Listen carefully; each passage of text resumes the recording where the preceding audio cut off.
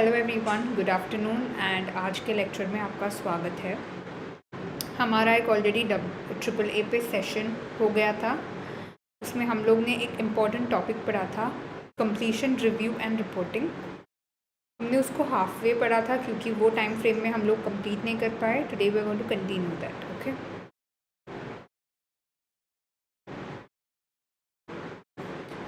Okay, so we stopped your last time. Reporting का exam focus. अभी reporting का exam focus क्या है? One of the questions in the exam will focus on completion and reporting. Obviously, there's going to be a question in the exam which will focus on this topic of completion and reporting. Reporting may be examined in several ways. You may be asked to describe the implications for the auditor's report if issues identified during the audit are not resolved. Critically evaluate extracts of a draft report, that is, say what is wrong with it and explain why. आपको तो पहले तो issue को describe करना है, फिर आपको बोलना है what are the effects if this issue that has been described by you is not corrected by the management, and critically evaluate extracts of a draft report, that is, say what is wrong with it and explain why. And explain the matters the auditor should communicate to those charged with governance. So कौन से ऐसे matters है that auditor should consider to communicate with those charged with governance. Then one more thing was additional communications that the auditor wishes to do with the public or the general public. In certain circumstances, the auditor are required to make additional communications in the auditor's report even though the financial statements show a true and fair view.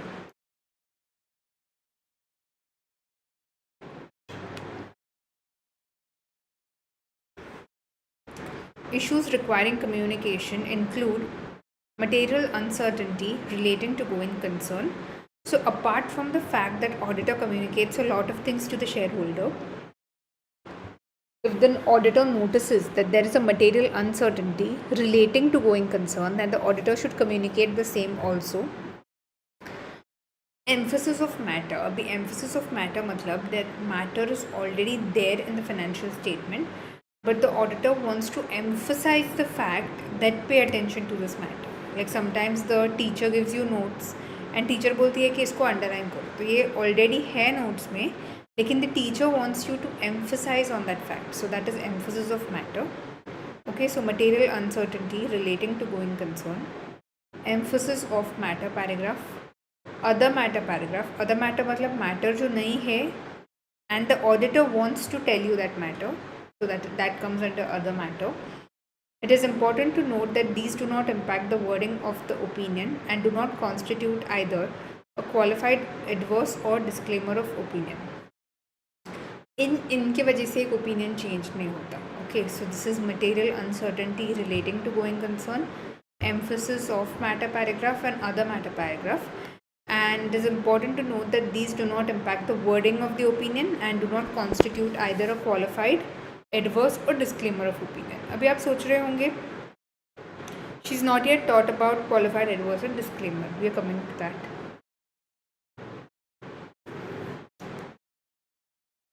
Then what is included in the independent auditor's report? When the audit work is complete, the auditor will prepare the auditor's report containing an opinion on the financial statement. The objectives of the auditor are to form an opinion on the financial statements based on an evaluation of the conclusions drawn from the audit evidence obtained and to express clearly that opinion through a written report. The auditor forms an opinion on whether the financial statements are prepared in all material respects in accordance with the applicable financial reporting framework. So auditor का काम क्या है? Auditor is an important independent person जो कि चाहता है company में on behalf of the shareholders, and he conducts certain things on behalf of the shareholders. He forms an opinion on whether the financial statements show a true and fair view. He reports on the financial statements, and he also states any additional communication that he wants to make via emphasis of matter, other matter, and all of that. But why is it called an independent auditor's report? Because उनको state करना है कि this person is not a part of the company, this person is an independent person. तो अगर आप company को trust नहीं कर सकते फिर भी इस पर्सन को ट्रस्ट कर सकते हो, because he is an independent person who is not related to the company. Okay, तो how does an independent auditors report look like? Independent auditors report look something like this, जहाँ पे first one is title. Title में क्या लिखा होता है? This is an independent auditors report. So it gives an user एक ऐसा एक कॉन्फिडेंस मिल जाता है कि ओके ये रिपोर्ट तो इंडिपेंडेंट बंदे ने बनाया है, तो मतलब you know I can place a reliance on it. This person is not a part of the company. So company कितनी भी झूठी हो, ये आदमी तो सच ही बोलेगा बिकॉज ये इंडिपेंडेंट है, इसका कंपनी के साथ कोई लेना देना है ही नहीं. इसलिए पहले तो टाइटल में you have to write that it is an independent auditors report. फिर एड्रेसी. एड्रेसी मतलब क्या? whom you are addressing the report. किसके लिए बना रहे हो ये रिपोर्ट? तो ये रिपोर्ट आप बना रहे हैं शेयर होल्डर्स के लिए, फॉर द जनरल पब्लिक, और जो भी इसको पढ़ना चाहता है. तो अकॉर्डिंगली एड्रेसी में वो आएगा कि you are making this report to whom. फिर तीसरा आ गया auditor's opinion. So clear cut auditor को एक ओपिनियन देना है on the financial statements. For example, the financial statements show a true and fair view and are prepared in all material respects with the applicable financial reporting framework. This is the auditor's view, so that should come in clear lines under auditor's opinion. Now just opinion देने के बाद the auditor cannot get away with the fact. It's not that just the auditor's opinion is done and the auditor's work is solved there. Audit opinion देने के बाद auditor को basis of opinion explain करना पड़ सकता है. Basis of opinion मतलब ये ओपिनियन आप कौन से बेसिस पे दे रहे हो. So the auditor has to explain कि this is on what basis. मैंने ये चेक किया, मैंने वो चेक किया, ये बेसिस है, ये वो है, व्हाटएवर. लाइक एक्सप्लेन कि आप ये नतीजे पे कैसे पहुँचे. That will be understood from basis of opinion. Then material uncertainty relating to going concern. If the auditor observes while auditing that there is some material uncertainty related to going concern, then the auditor will state that. मतलब the auditor will mention that. अगर नहीं है तो point number 5 आएगा ही नहीं. But if there is any material uncertainty that the auditor feels that need should be addressed, that should be addressed here in point number 5 below basis for opinion, that this are the reasons for material uncertainty relating to going concern. अभी material uncertainty के points जिस पे आप decide कर सको are already discussed. These are the points, indicators. तो अगर ये इंडिकेटर्स है तो ऑडिटर ये पॉइंट डालेगा कि material uncertainty related to going concern if applicable.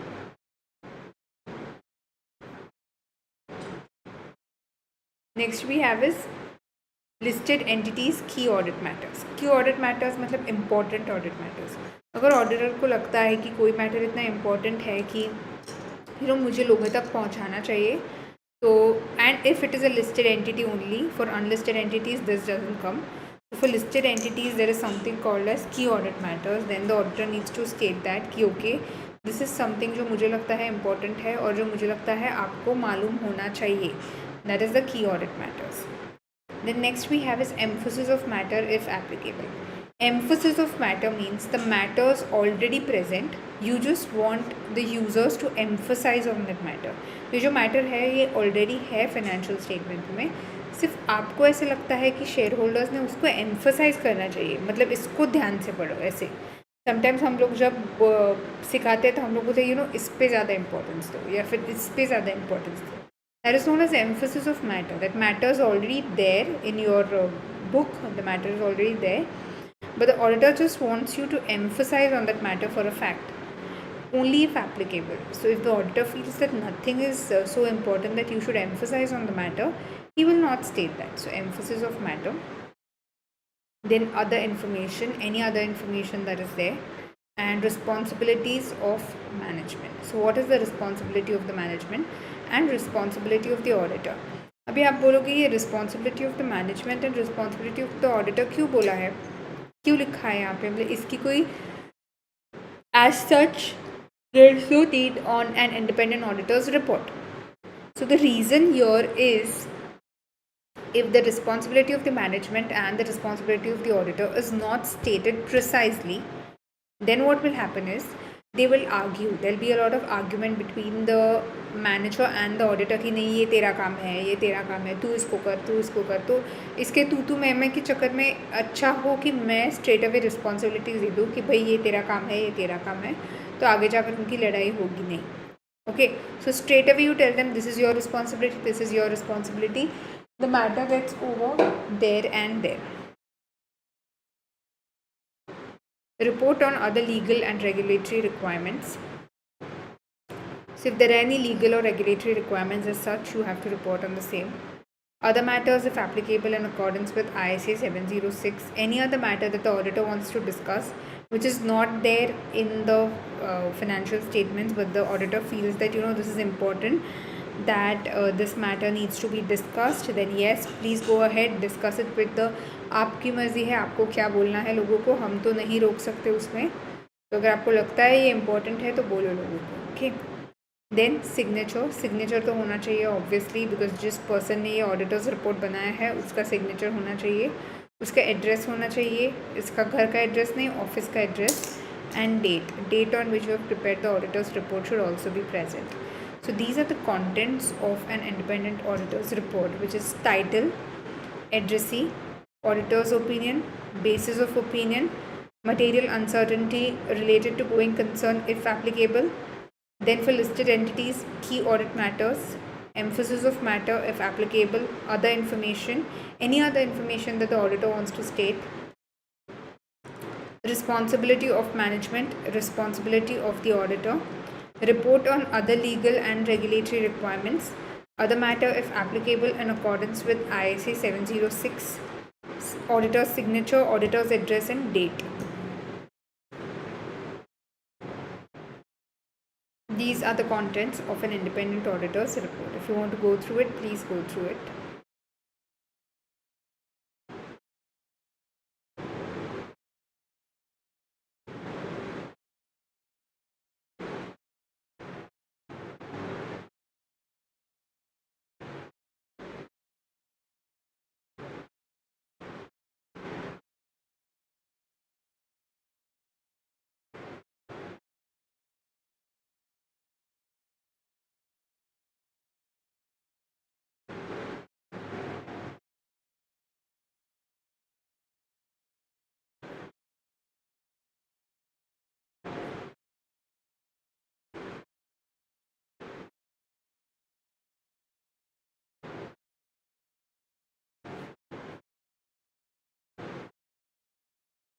Now the different types of auditor's opinion.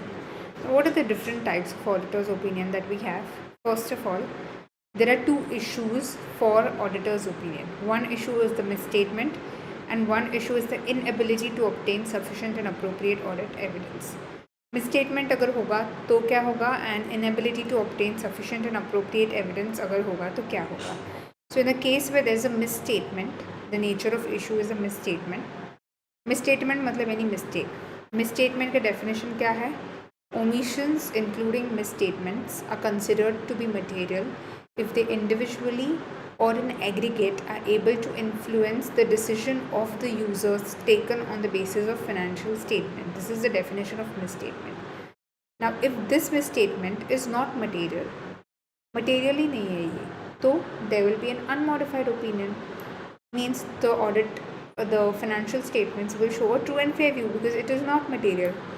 Then this same misstatement, if it is material but not pervasive, मतलब इसका मतलब क्या है, material तो है but pervasive नहीं है, means it affects only that area of the financial statements, it doesn't affect the entire financial statement. ये सिर्फ उस area को affect करता है, बाकी को नहीं करता. Like you have a box of mangoes and there is one rotten mango. एक मैंगो ख़राब हो चुका है एंड दैट ख़राब mango is only affecting that one mango. That ख़राब मैंगो की वजह से दूसरे जो मैंगोज़ है उनको कोई भी नुकसान नहीं पहुंच रहा है. So that means it is material and not pervasive. It is affecting only that area of the financial statements, it's not affecting entirely. तो इसमें हमारा ओपिनियन मॉडिफाई होगा. Except for that mango, all the other mangoes are good. Means what? Except for that, all the other things in the financial statements are true and fair. Then next is material and pervasive. मतलब वो mango जो खराब है, it is affecting that mango also, and it is affecting all the other mangoes around, and it's slowly rotting all the other mangoes around. तो इस case में क्या होगा? You will again pass a modified opinion, adverse opinion. मतलब all the mangoes in the box are खराब. Means what? Financial statements do not show a true and fair view. It's affecting the entire financial statements, and they're not showing a true and fair view at all. ये हो गया misstatement. अभी second nature of issue is the inability to obtain sufficient appropriate audit evidence. If you're not able to obtain sufficient and appropriate audit evidence, and if the matter is not material, then there's an unmodified opinion which is true and fair view. अभी यहाँ पे आपको proof नहीं मिल रहा है to prove your point. अगर आपको बोलना है कि the financial statements is showing a true and fair view, आपको प्रूफ नहीं मिल रहा है because you are inability to obtain sufficient and appropriate evidence. But if this matter is not material then you say it's true and fair. If this matter is material but not pervasive, matlab it is affecting only that area but not the entire financial statements, then again you will pass a qualified opinion that except for this area, all the other areas are good. But if you are not able to obtain sufficient and appropriate evidence for the entire financial statements, that is, it is material as well as pervasive. मतलब maybe the management is not cooperating with you, you are not able to find the proof. तो अगर आपके पास proof ही नहीं है तो आप क्या statement दोगे? And this matter is material and pervasive. मतलब पूरे स्टेटमेंट के लिए, पूरे फाइनेंशियल स्टेटमेंट के लिए आपके पास कोई भी प्रूफ नहीं है. तो इसमें क्या होगा is you will have a disclaimer of opinion, that is you will not express an opinion at all because आपके पास प्रूफ ही नहीं है टू प्रूव योर ओपिनियन. तो क्या बोलोगे? फाइनेंशियल स्टेटमेंट इज ट्रू और फेयर. प्रूव नहीं कर पाओगे, फिर क्या करोगे? क्वालिफाइड बोलोगे. प्रूव भी नहीं कर पाओगे, फिर क्या करोगे? तो द एंटायर फाइनेंशियल स्टेटमेंट पे आपके पास कोई प्रूफ ही नहीं है because the matter is material and pervasive, and material and pervasive means affects the entire financial statements. So since you do not have a proof for anything here, you will not pass an opinion. That is known as disclaimer of opinion. Okay, so please go through this and then we will start with the sum.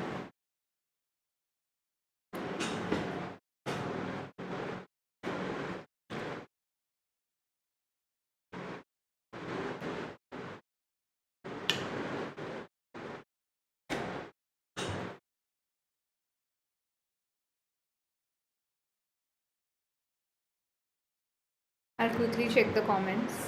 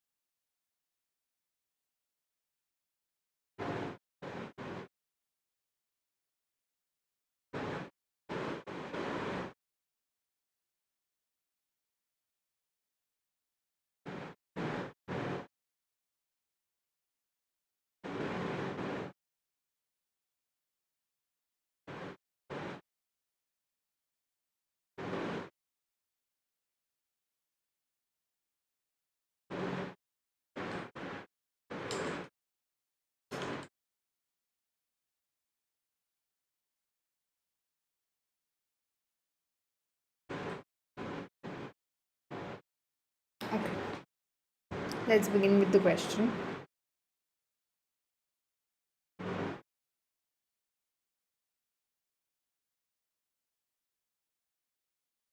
This is the question. Now the instructions for the questions remain the same. आपको पहले requirement पढ़ना है and then question पढ़ना है. अभी this are section B questions. तो ये section B questions होंगे 25 मार्क्स के and for every minute you can for every mark you can spend 1.8 minutes, so that gives you 45. तो ये क्वेश्चन आपको 45 मिनट्स में कंप्लीट करना है. सो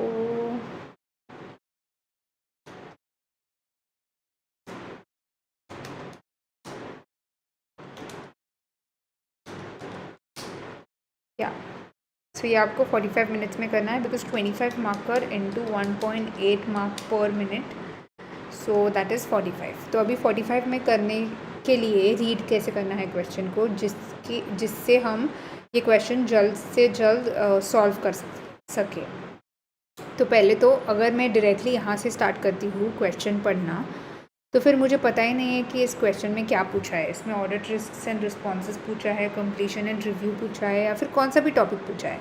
तो अगर मैं यहाँ से स्टार्ट करती हूँ तो मेरा दिमाग कंटिन्यूसली चलता है कि अरे मगर ये पूछना क्या चाहते हैं, मगर ये कहना क्या चाहते हैं. Then when I reach the requirement, तब मुझे पता चलता है अच्छा ये लोग ये पूछ रहे हैं क्या. तो जब तक मैं यहाँ पे आता हूँ मैं क्वेश्चन भूल जाता हूँ. इससे अच्छा पहले तो मैं ये रिक्वायरमेंट पढ़ूँ, मैं अंडरस्टैंड करूँ कि इन्होंने क्या बोला है, comment on what, evaluate what, ये वो सब. एक बार में एक रिक्वायरमेंट पढ़ा तो भी चलेगा. Then go to that exhibit, solve that exhibit, then go to another. तो इससे क्या होगा is we are human beings, we can not remember so much data which is given first time. तो हमको थोड़ा आइडिया मिल जाता है. इसलिए you always start from the requirement and then go to the question. So ये requirement क्या बोल रहा है, using the information contained in exhibit 1.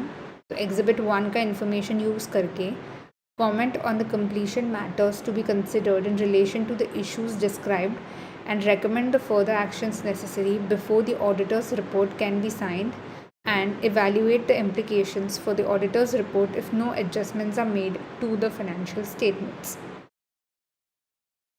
So both of these requirements are for 15 marks. Using the information contained in Exhibit 2, describe the auditor's responsibility in relation to other information presented with the audited financial statements, and comment on the matters arising from the extract from the chair's statement, and assuming no changes are made to the chair's statement, evaluate the implications for the completion of audit and the auditor's report. अभी अगर आप question की length देखोगे तो it is a pretty big question.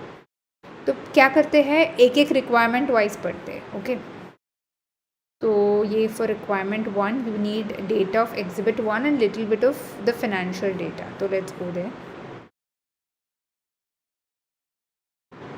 Myron, it is 1 July 20x5. You are the manager responsible for the audit of Myron Company, a listed company, and you are in the process of completing the audit of the financial statements for the year ended 31st March 20x5.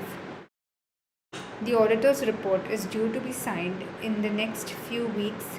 The company's principal operating activity is the publication of trade and scientific journals. The draft financial statements recognize revenue of $108 million, and last year, that is in 20x4, the revenue was $102 million. Profit before tax for this year is $9.3 million, and last year in 20x4 it was $8.2 million. And total assets of $150 million, and last year, that is 20x4, the assets were $149 million. The following exhibits available below provide information relevant to the question. Completion matters, details regarding issues you have discovered during your review of the audit working papers. And second one is chair statement. Two exhibits. So one is the completion matters and one is the chair statement. Management has provided you with an extract from the chair statement which they intend to publish in the annual report. Exhibit 1. You are in the process of reviewing the audit working papers and have identified the following issues. The first issue is sale of a division. So the matter that we have to consider here is a sale of division. Myron Company is at the advanced stage of negotiations to sell its scientific publishing division to a competitor. The division contributed revenue of $13 million and profit before tax of $1.4 million during the year to 31 March 20x5. The draft sale agreement, which is due to be finalized on 1st August 20x5, so they're going to sell this division, a part of the company. So company has various divisions, so they're selling one, and they're going to sell it on 1 August 20x5, shows an agreed sale price after cost of disposal of $42 million. The division is a separate cash generating unit of Myron Company. None of the assets of the divisions are held under a revaluation policy, and depreciation is charged on a straight line basis over the determined useful life of assets. The finance director of Myron Company has not made any disclosures with respect to the upcoming sale in the financial statements for the year ended 31 March 20x5, as he considers it to be a part of next year's accounting transactions. However, the division has been written down from its current carrying amount of $45 million to its estimated value in use of $41 million in the financial statement for the year ended 31 March 20x5. Then first time adoption of leases. There's one more matter in Exhibit 1, that is the first time adoption of IFRS 16 leases. Myron Company operates from leased premises and additionally holds leases for printing equipment for journals. These leases are material to the financial statements. The company has adopted IFRS 16 for the first time this year and has adjusted the opening balances and equity without restating comparatives as permitted by IFRS 16. There is, however, no reference in the financial statements to the change in policy or the reasons for making the change to accounting policies. The adjustments have already been checked by the audit team and deemed appropriate. Then from Exhibit 2, you don't need anything, but you need the financial data after Exhibit 2, this one. So year ended 31 March 20x5, this is the data, and last year this is the data. A file note from the audit supervisor states that at least 3 of the publications Myron Company sells are not prepared on recycled paper. So this is regarding the Exhibit 2. We'll understand when we read the Exhibit 2. Now first, using information contained in Exhibit 1, comment on the completion matters to be considered in relation to the issues described and recommend the further actions necessary for the audit report to be signed. So before the audit report is signed, क्या करना है? They are selling one division and first time adoption of IFRS 16. These are the two matters. And उसी matters पे, two matters पे evaluate the implications for the auditor's report if no adjustments are made to the financial statements. So let's do it.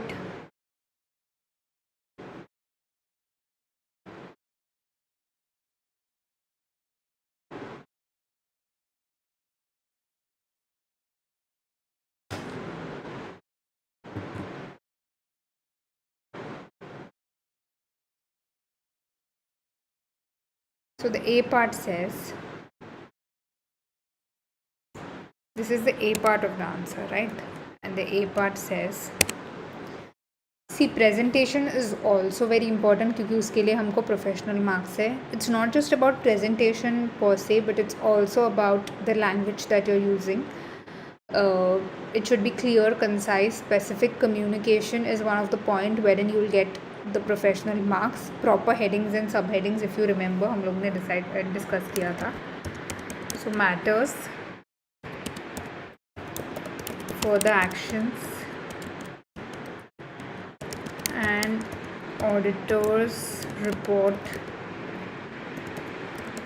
implications.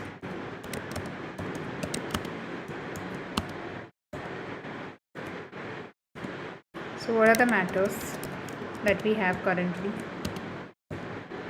कि ऐसे presentation होना चाहिए. Okay, so what are the matters? The company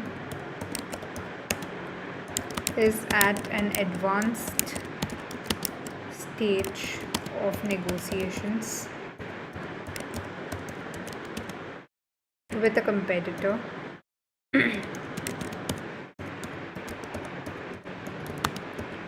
to sell its scientific publishing divisions.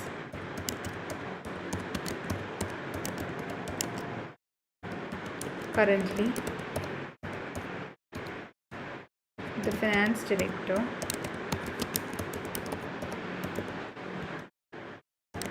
has not included any reference to the sale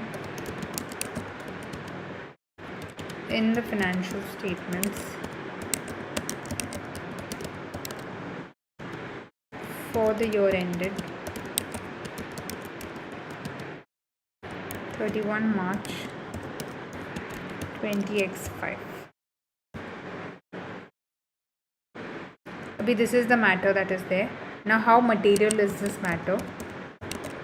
So, materiality of the matter needs to be considered. The revenue.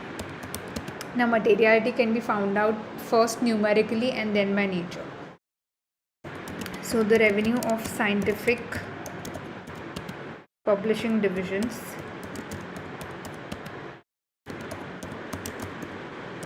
how much is the revenue? Go to the question.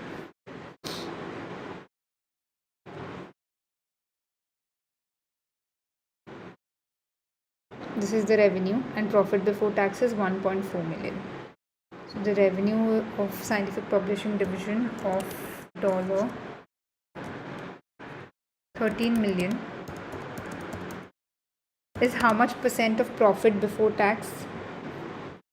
So the profit before tax of the division is total profit before tax and revenue. So our revenue is 13 million. 13 million divided by total revenue 108 into 100 gives us 12%. So represents 12% of total revenue and the profit of the division of how much is the profit?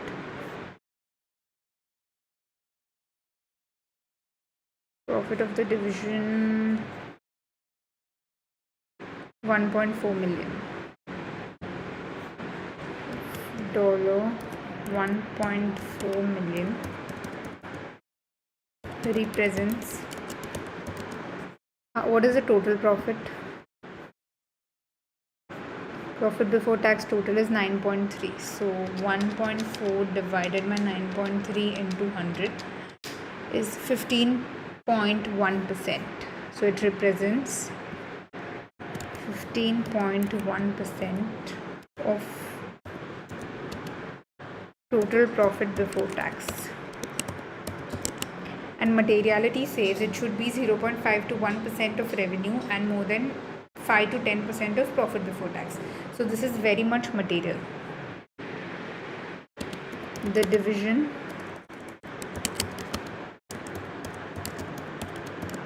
is therefore material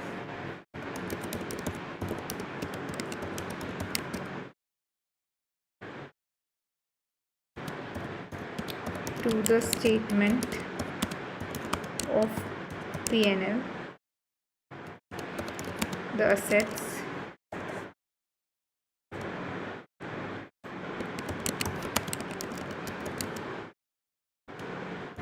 of the division are also material as they represent. Now how much is the total asset? Remove the total your division's asset divided by total assets into 100. So that will be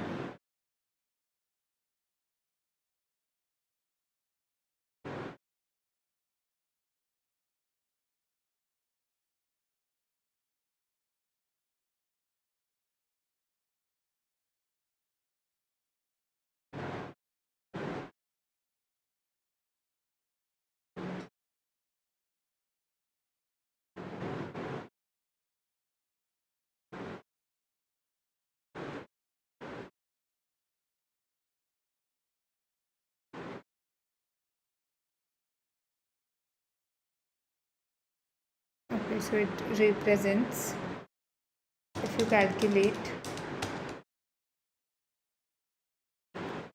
27.3% of the company's total assets.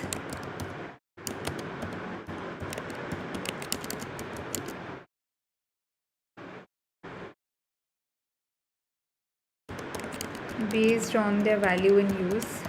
In case anybody is wondering ये कहाँ से मिला, which is recognized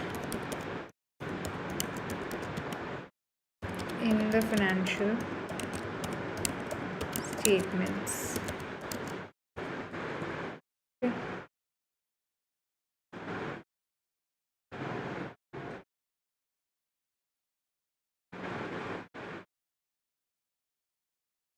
Now we are selling a division of our company.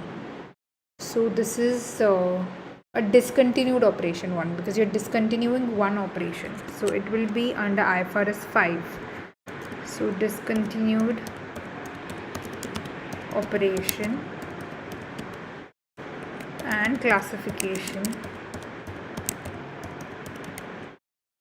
of asset held for sale. Okay. IFRS 5 non-current assets held for sale and discontinued operations defines a discontinued operation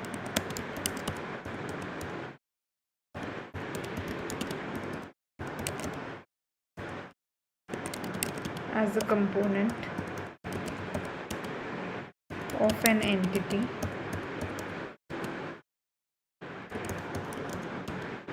which either has been disposed of or is classified as held for sale. And since you're selling an operation, it comes under this.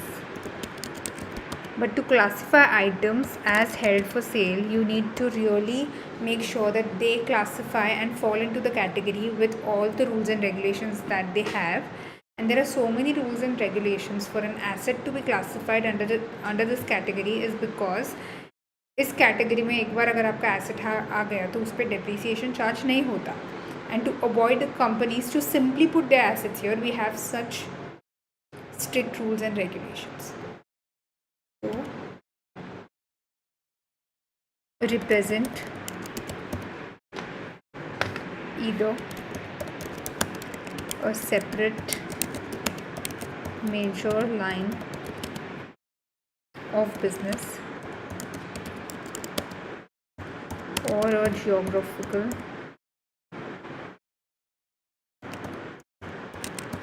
area of operations,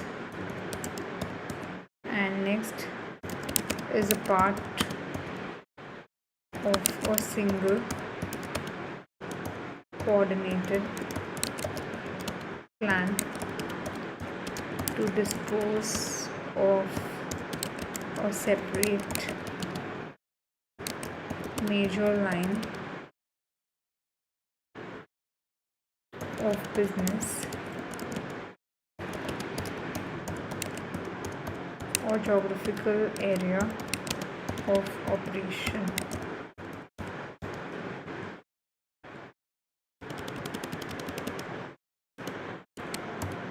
IFRS 5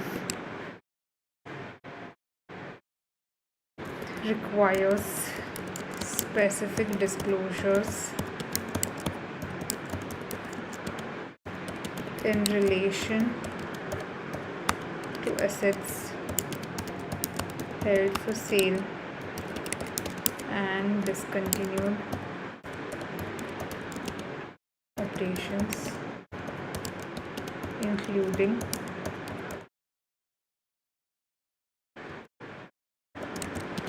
that the assets are recognized as current assets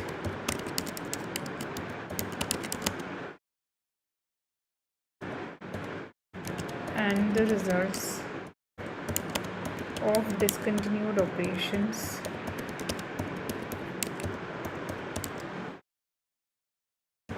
are presented separately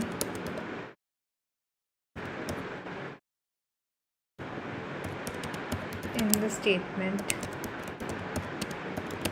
of profit or loss and the statement of cash flows.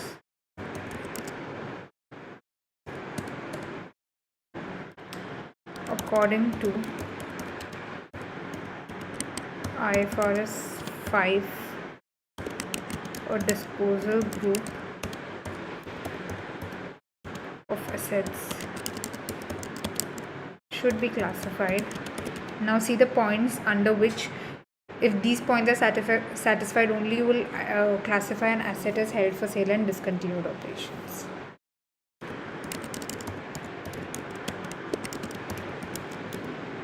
As held for sale.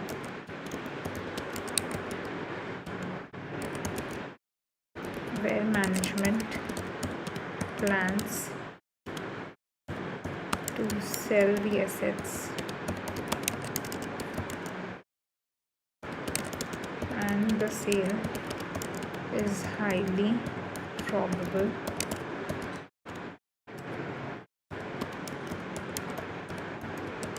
conditions which indicate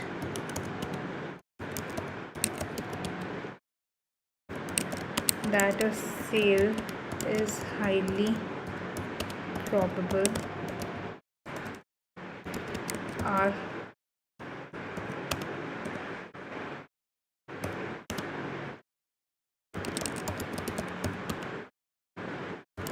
committed to sell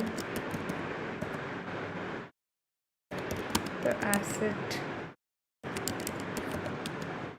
is available for immediate sale in current condition and location, an active program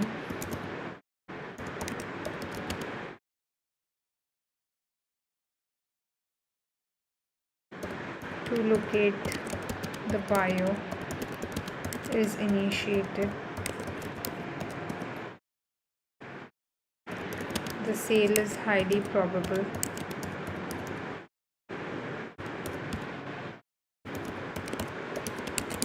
and is expected to be completed within 12 months.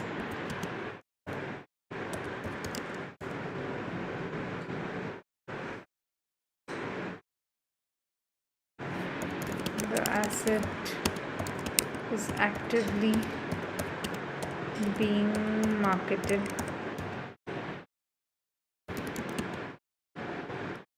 for sale at a reasonable price.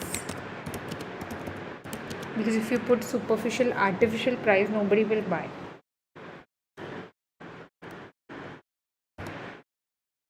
It is unlikely that the plan to sell will be cancelled / withdrawn. So under these conditions only you can classify an asset as held for sale. If these conditions are not there, you cannot put it as held for sale. Okay.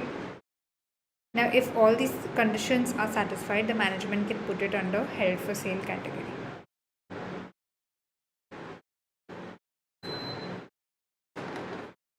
So in respect of scientific publishing divisions, management has decided to sell the division and a buyer has been found.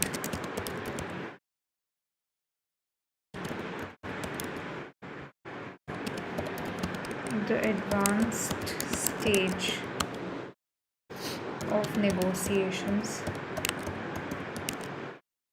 would suggest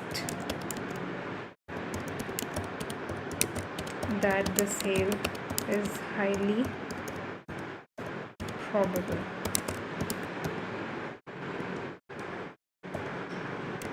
As a result,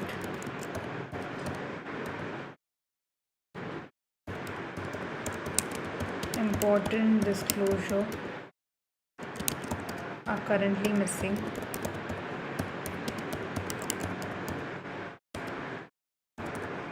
from the financial statements, which could mislead users with respect to the future revenue, profits, assets, and cash flows of the company.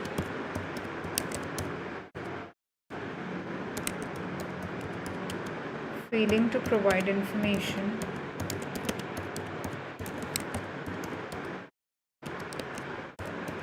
about the sale of the division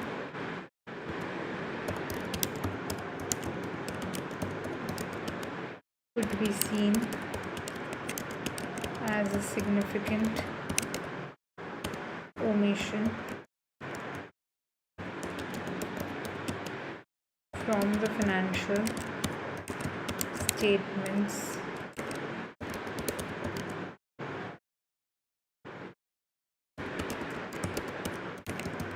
especially given the materiality of the assets of the division to the company's asset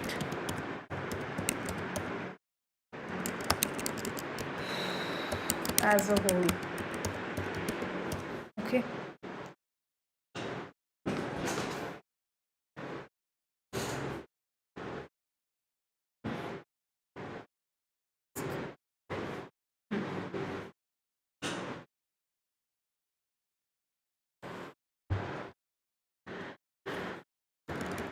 There is therefore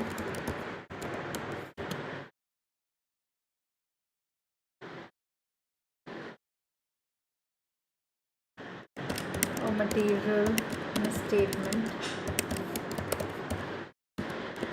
as a scientific publishing division has not been classified as held for sale, and its profit presented as a discontinued operation, and the necessary disclosures have not been made in the financial statements. Okay, so after this, at what rate will you value the held for sale? So held for sale, that is the held for sale unit valuation.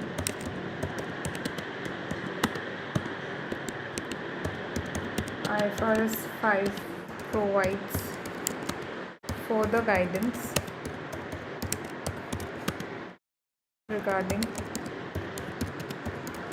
the valuation of the assets held for sale prior to classification as held for sale, the disposal group should be reviewed for impairment in accordance with IS 36 impairments. So basically, when an asset is classified as held for sale, as I told you, depreciation is not charged on that. Since the depreciation is not charged, when you're putting the asset in that category, usko you have to check for impairment and then put it. Okay, this impairment review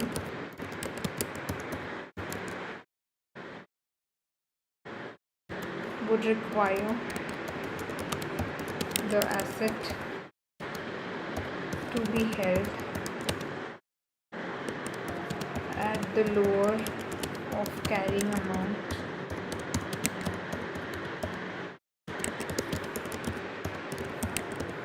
and recoverable amount, where the recoverable amount is the higher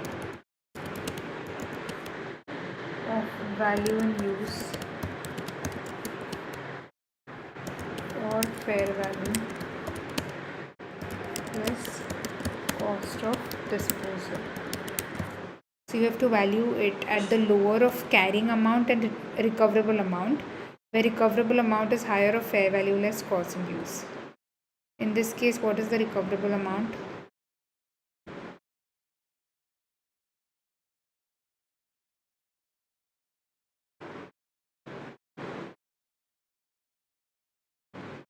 This is the recoverable amount, 42 million, and this will be compared with value in use. The value in use of the auditor is this 41. So we will compare that. In this case,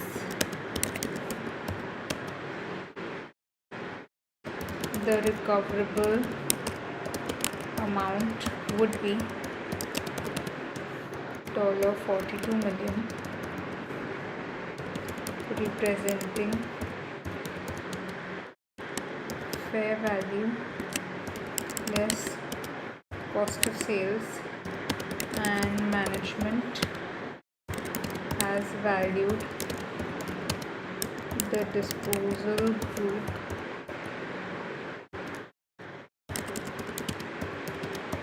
its value in use at $41 million, right? Which means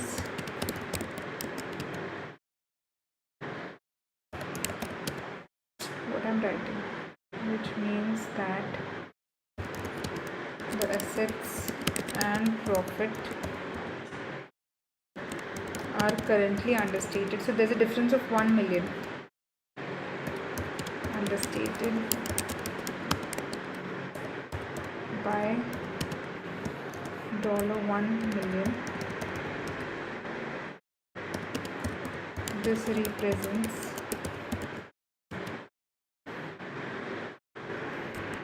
10.7%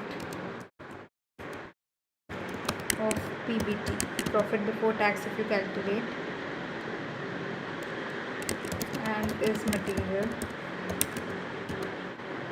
to the profit for the year.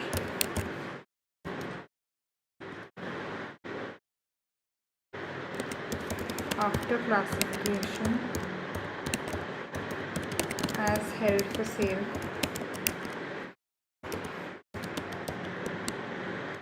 non-current assets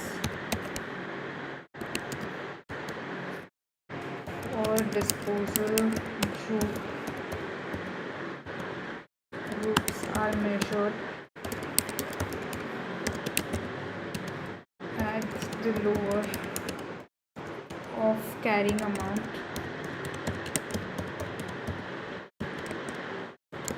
and fair value less cost of sale, which would continue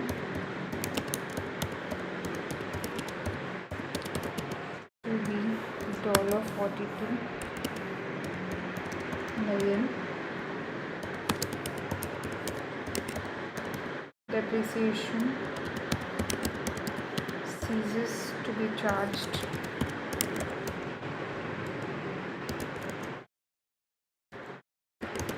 when an asset is classified as held for sale.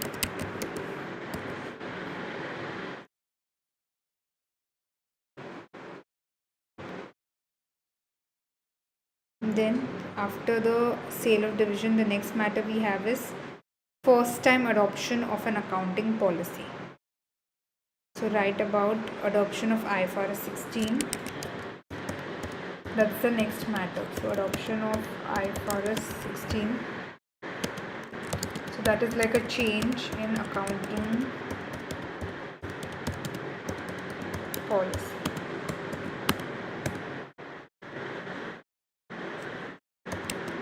IAS 8 accounting policies, changes in accounting estimates and errors, permits a change in accounting policy where the change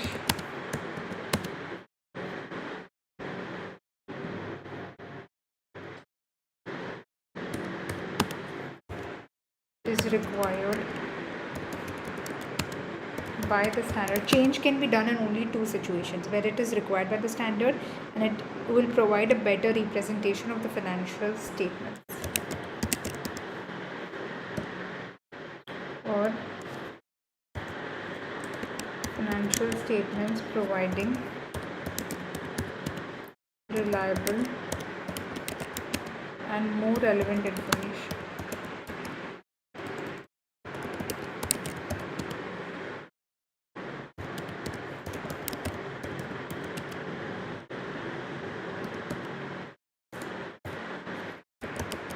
Where the change in policy is due to the requirements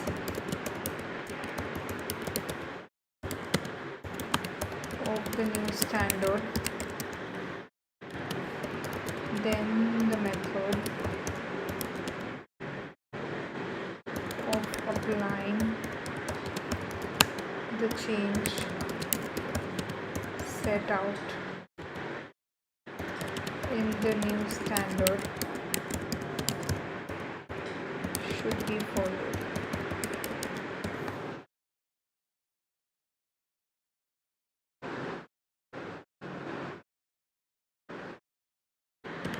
In this case,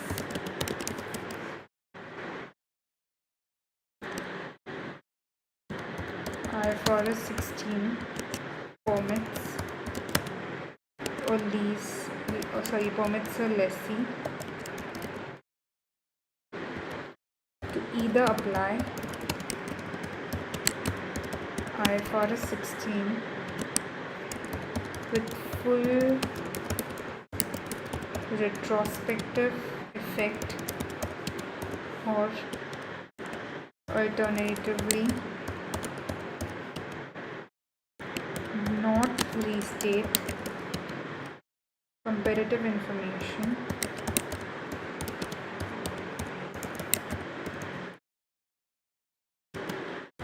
but recognize the cumulative effect of initially applying IFRS 16 as an adjustment to opening equity at the date of initial application.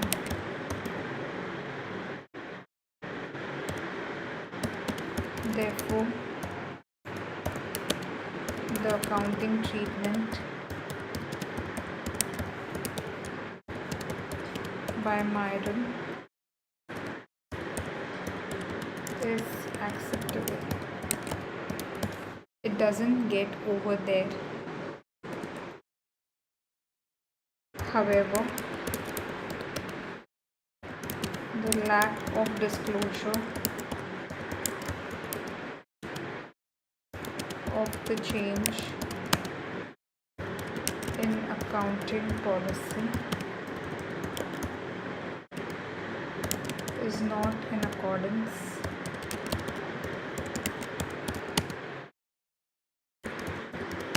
with IAS 8, which requires the following disclosures in these circumstances.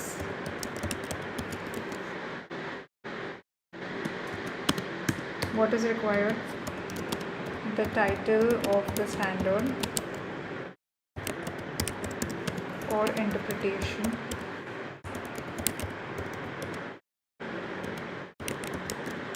causing the change, the nature of the change in accounting policy, a description of the transactional provisions,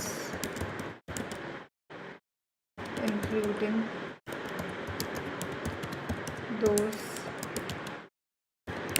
that might have an effect on future periods,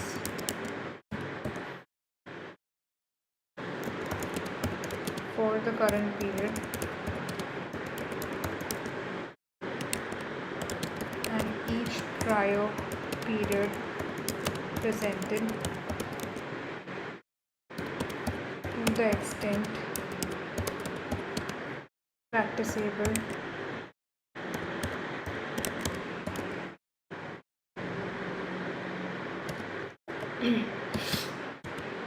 the amount of the adjustment. And what is the amount of adjustment?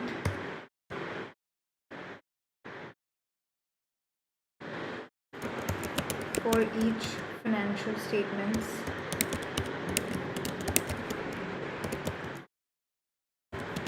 line item affected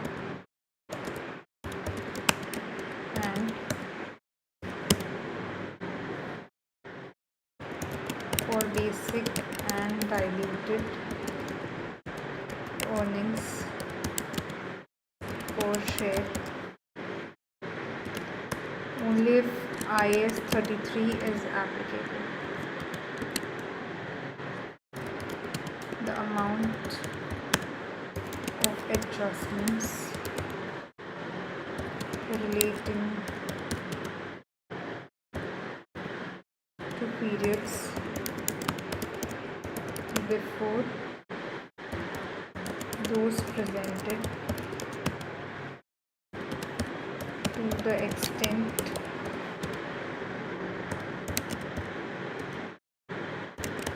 practicable, and if retrospective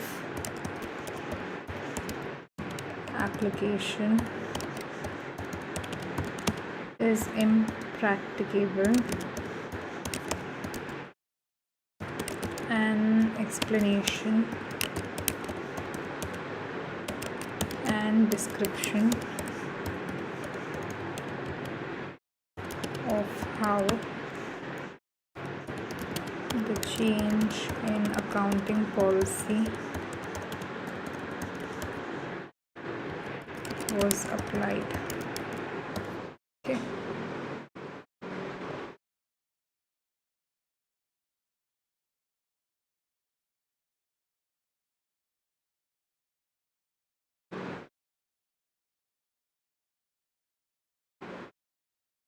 And imagine these disclosures are not made. So as these disclosures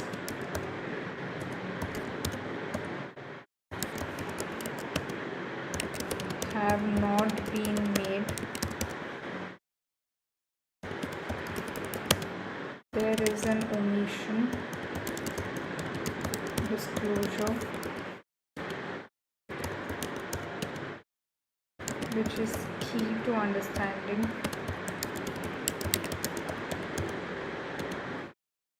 the changes in deriving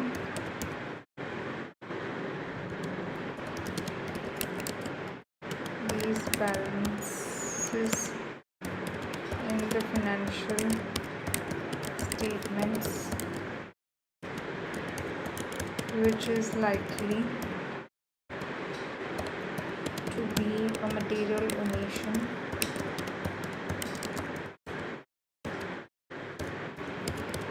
given that leased assets are material to FS, that is to financial statements, which leased items are equally material. And what are the further actions that you will take on the same? See, now this is a sample answer that I'm giving you. Okay, so when you write it down in your own words, automatically when you consider all these points, this answer will become smaller, but this is a sample answer that is expected. Okay, what are the further actions that you will take? The auditor should request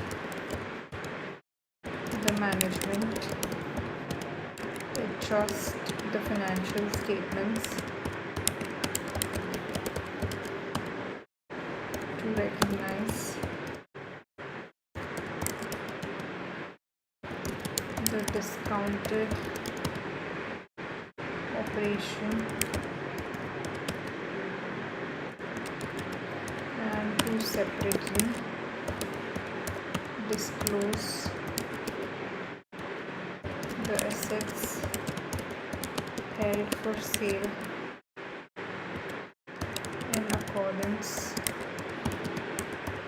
with IFRS 5 and to disclose the change in accounting policy for leases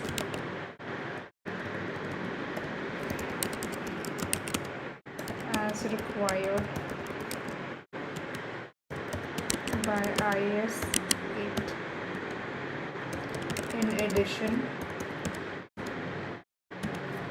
the client should be requested to amend the carrying amount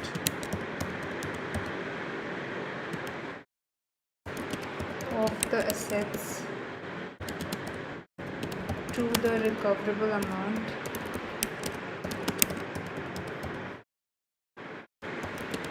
of $42 million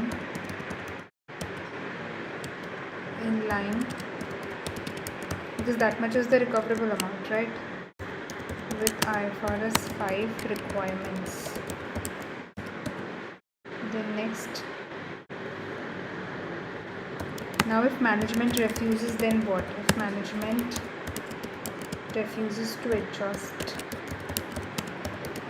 the financial statements,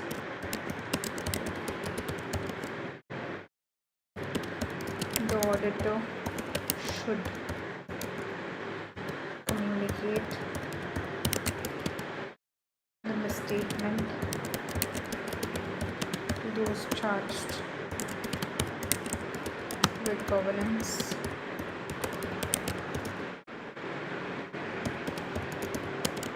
they should repeat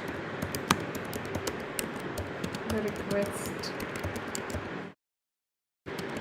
and inform. Why they should repeat? Because it will impact. They should request and inform them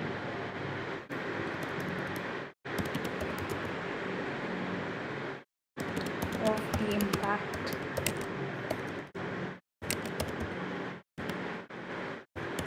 on the auditor's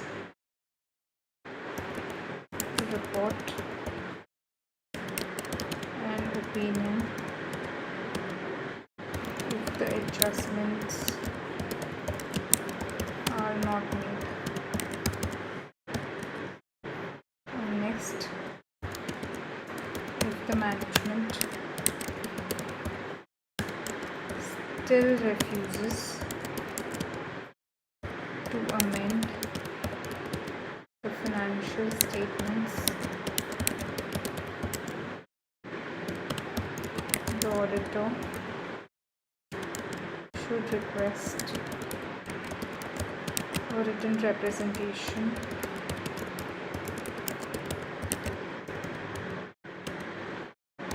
from management confirming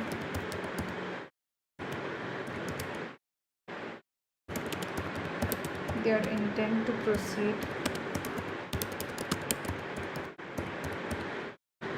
without amending the financial statements and that they are aware of the potential repercussions.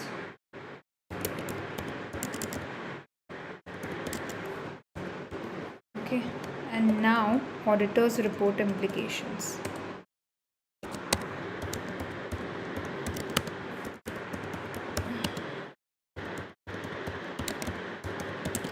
So what will the implications of the same be on the auditor's report? Very important.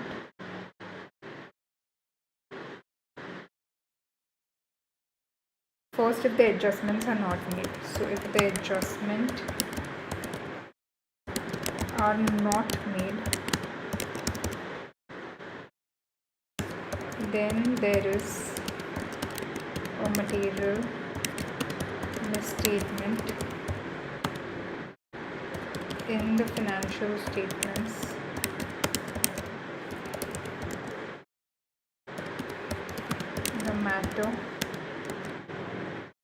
the matters above have resulted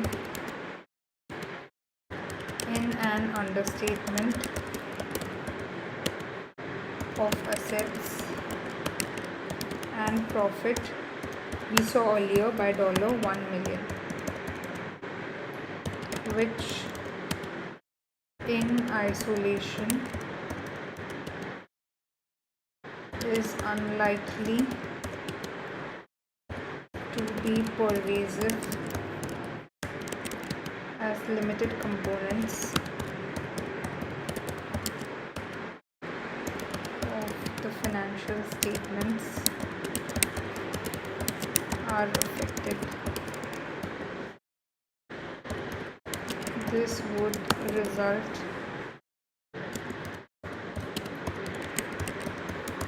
in qualified audit opinion, that is except for,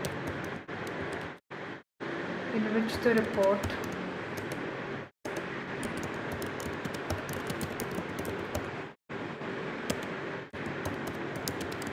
would state that except for this matter,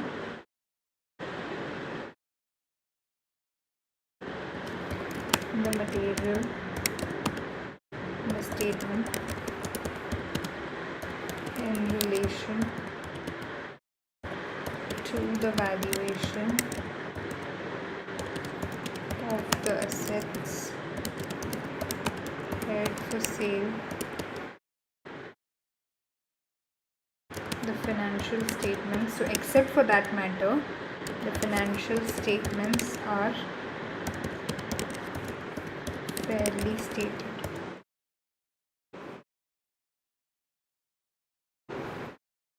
However, there are also several important disclosures omitted, which would be required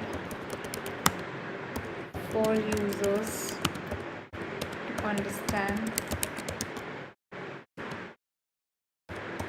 both the current financial position of the company and its ability to generate future revenue and profit. As such, it would be a matter of judgment as to whether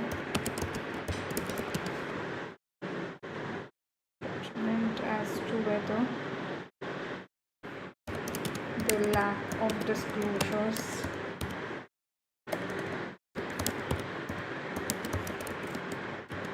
in conjunction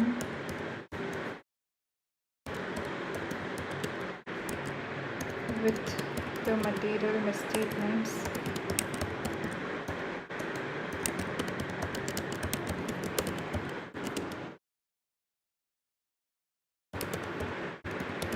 mentioned above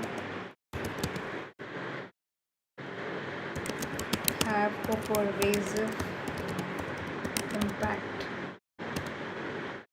on the financial statements.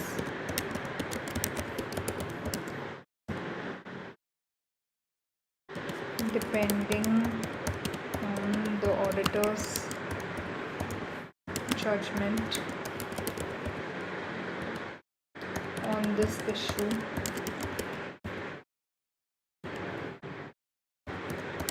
this may give rise to an adverse opinion if the auditor considered the impact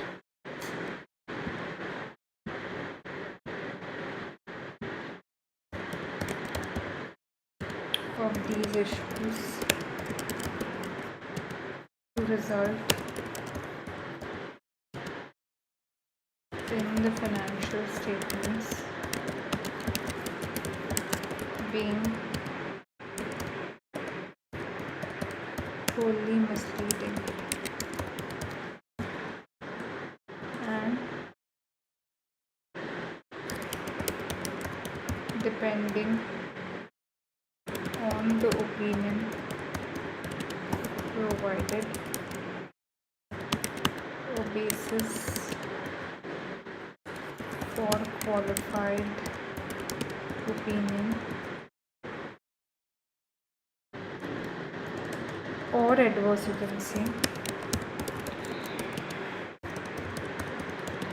paragraph would be added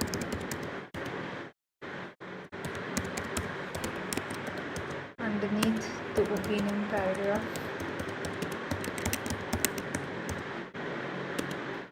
to describe and quantify the effects of misstatements. Okay, so this is the entire A part that is being answered. Matters for the actions and auditor report implications. Okay, so now we take a break of 5 minutes before we move to the second requirement, that is the requirement P.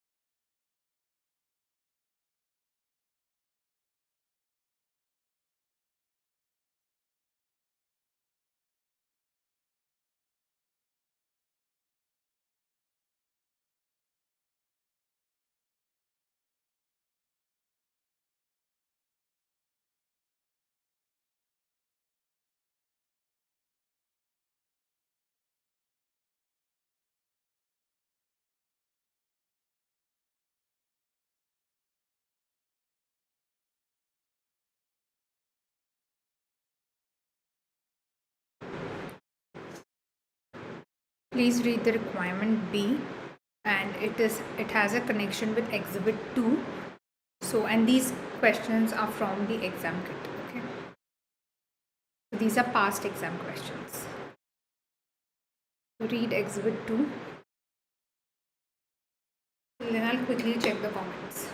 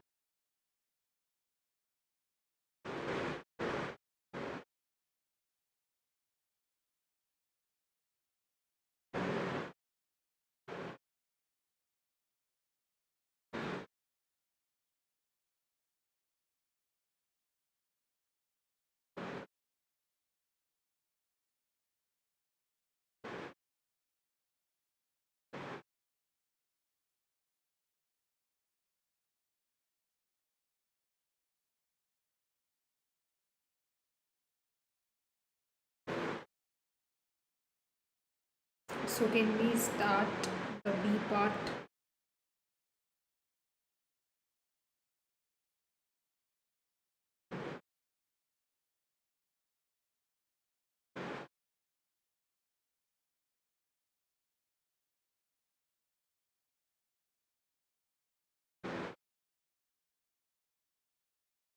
If you don't remember the standards, just say that depending on the appropriate standards.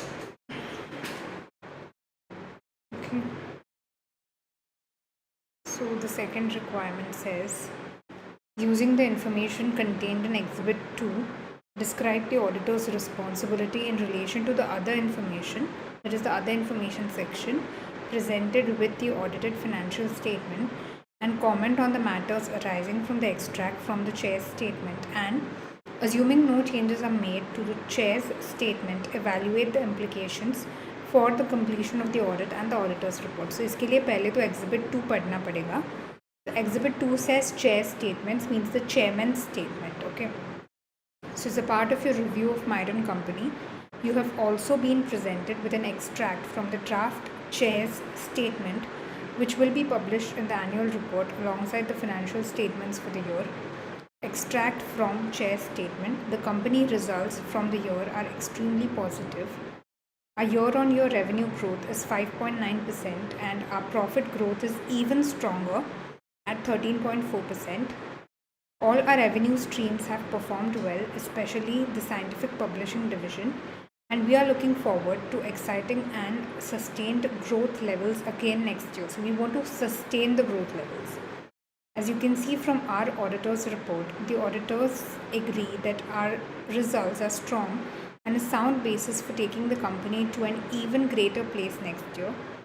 We have also made significant progress with our social and environmental aims of reducing our carbon footprint and encouraging reuse and recycling across our divisions. We are proud to announce that we have now moved all our printed products to recycled paper. They're saying this statement that we are proud to announce that we have now moved all our printed products to recycled paper. Okay, pay attention on this. To help with your review of the information, you also have the following analysis of the result for the year.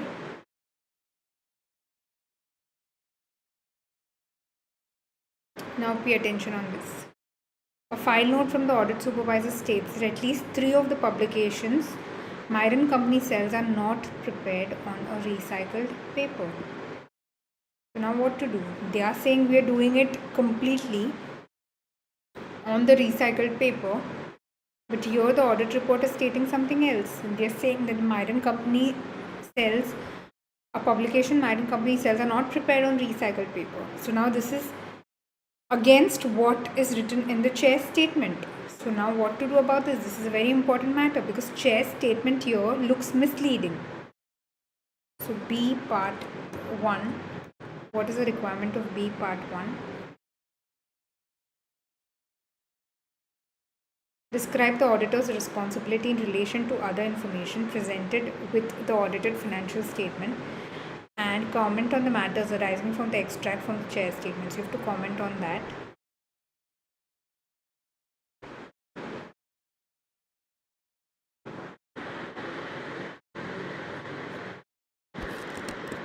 As per the relevant ISA, the auditor's responsibility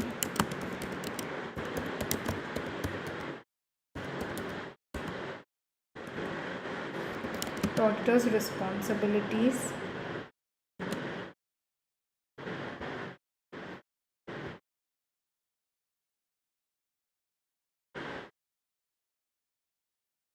relating to other information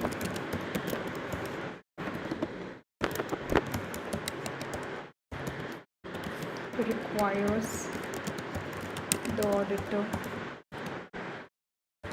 to read other information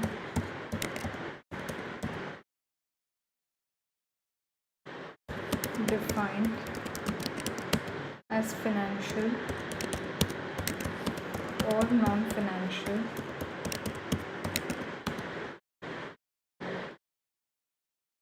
information included in an entity's annual report.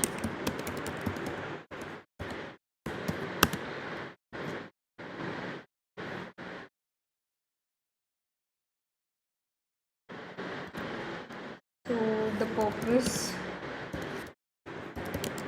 of reading the other information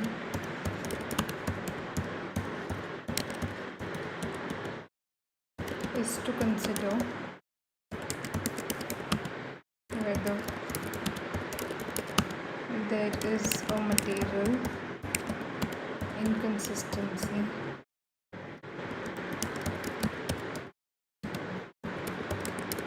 between the other information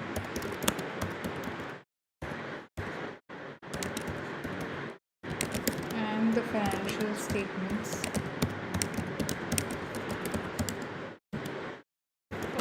between the other information and the auditor's knowledge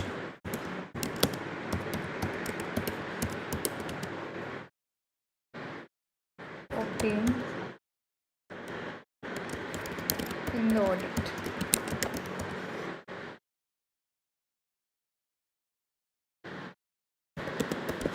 If the auditor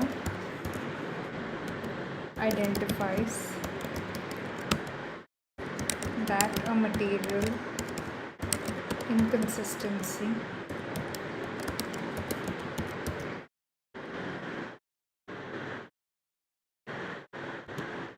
appears to exist or becomes aware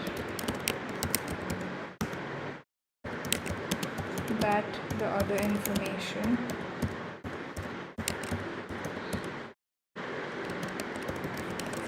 appears to be materially misstated,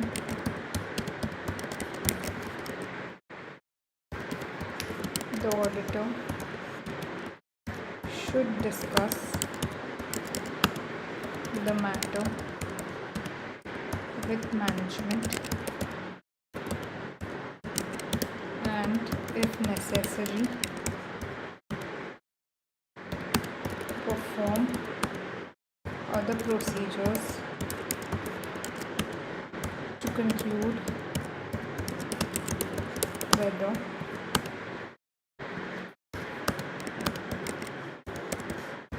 a material misstatement of the other information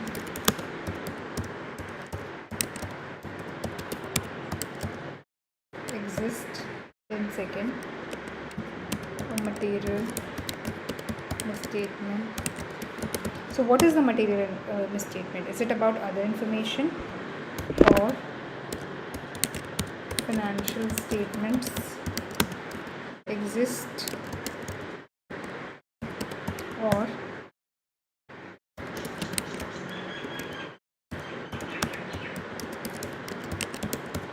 auditor's understanding of the entity and its environment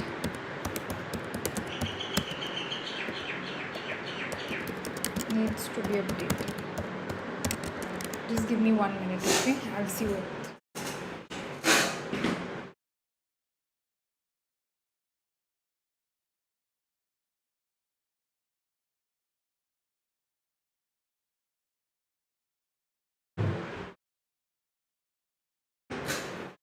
Okay, needs to be updated.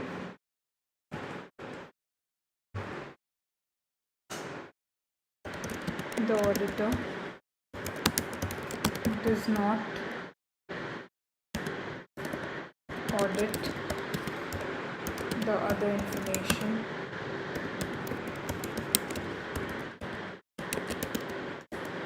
and does not express an opinion covering the other information. Okay. Next we have is matters identified from the chair's statement.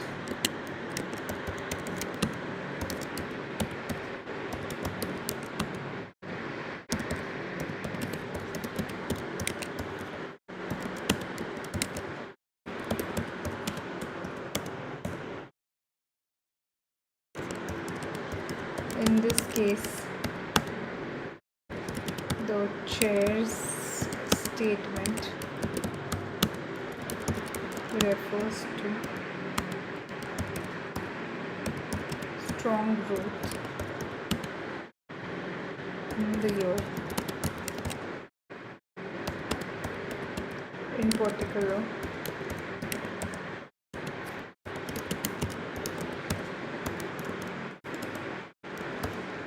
the scientific publishing divisions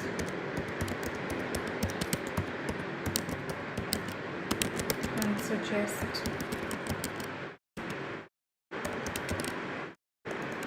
that the growth will continue in the current year.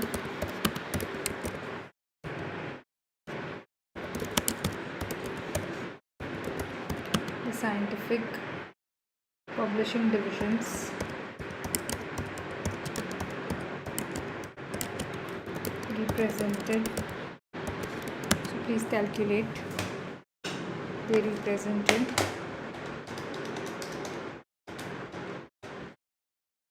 12% of revenue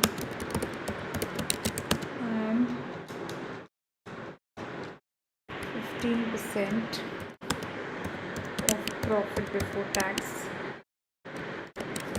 and is a material component.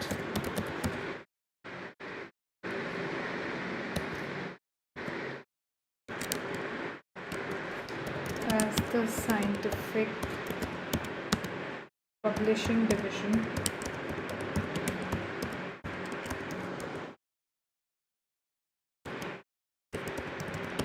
will be disposed of wholly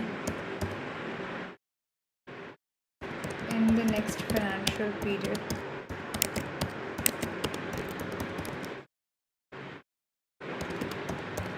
it will continue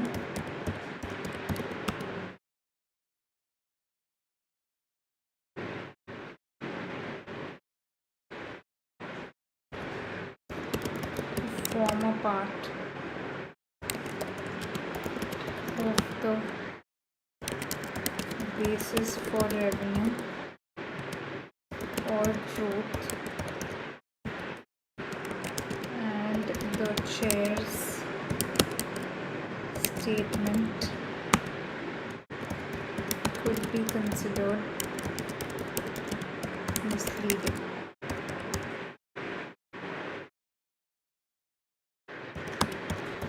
Further, as a result of the disposal on a like-for-like basis, it is more likely that the financial statements for the year ended 31 March 20x6 will include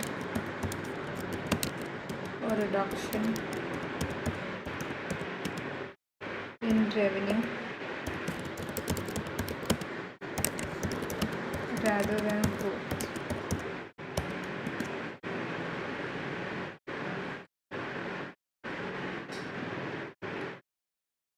In addition, the remainder of the business has experienced a lower level of growth in revenue and profits in the period than the scientific publishing division.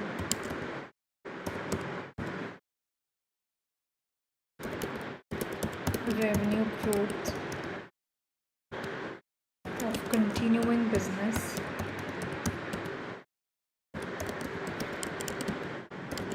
is 2%.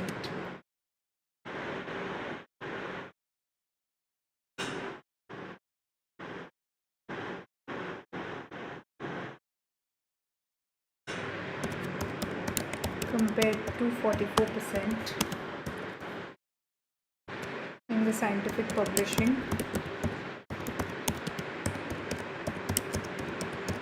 division.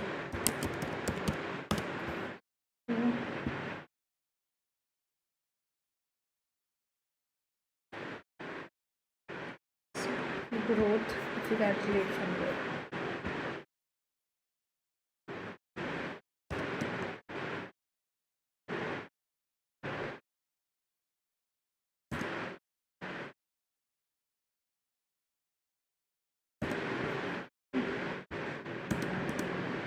misstatement of other information exists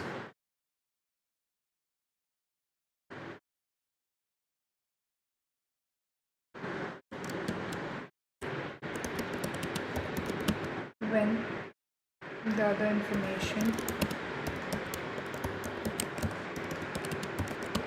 is incorrectly stated or otherwise misleading, including because it omits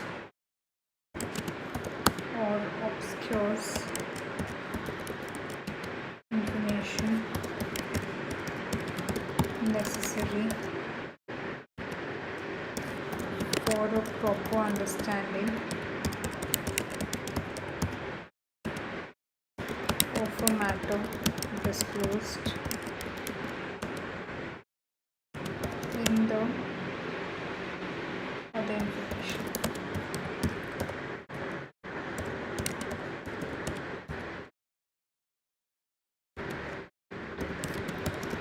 In the case of the chair's statement,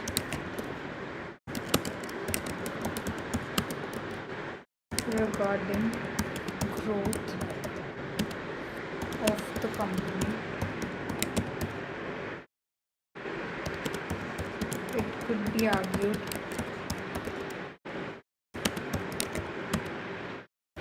that the way the information is presented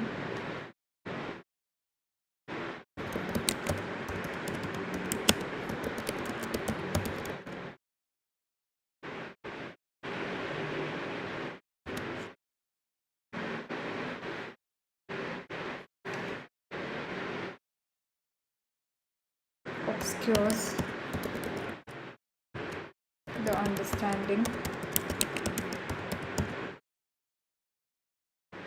of the growth and profitability of the ongoing business. As mentioned above, this would be considered very misleading, because see what the chair is saying and what actually the question says. So the chair statement is very, very, very misleading. The chair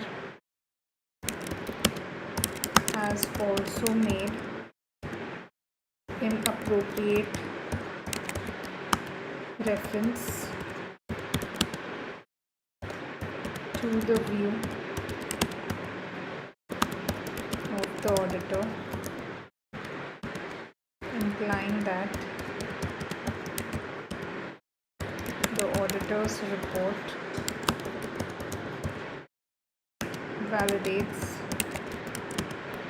this assertion. The statement also appears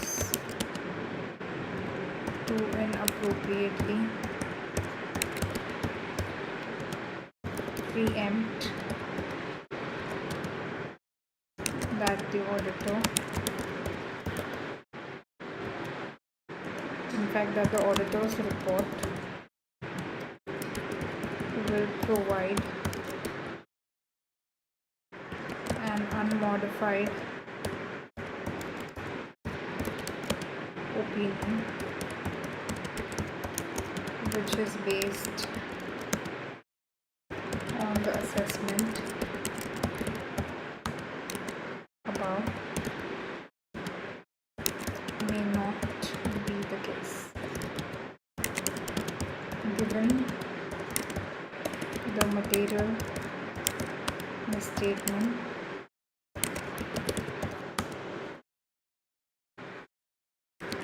and lack of disclosures.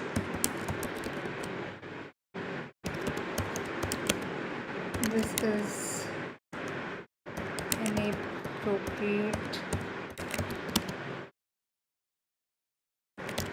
and all reference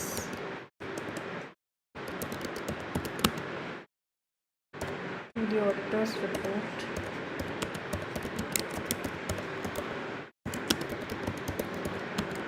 should be removed.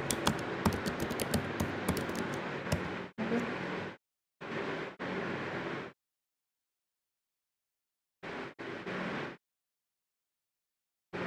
Now the main issue has come. In addition, there is also an issue arising with respect to the use of recycled paper. The chair's statement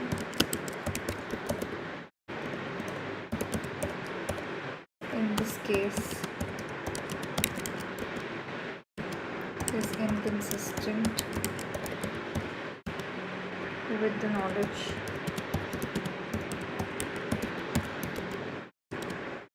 obtained during the audit, whether the auditor considers this to be material would be a matter of judgment, because this is not materiality by size but materiality by nature, depending on how many publications there are in total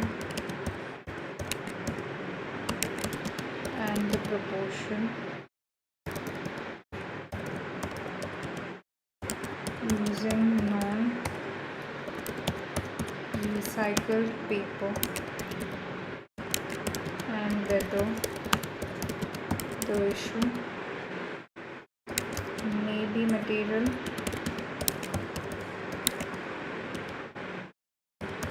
by nature rather than size.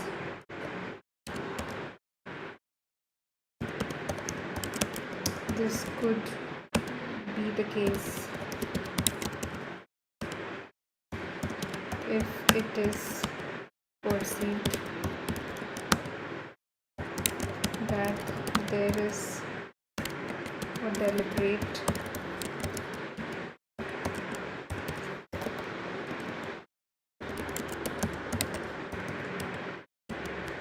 facts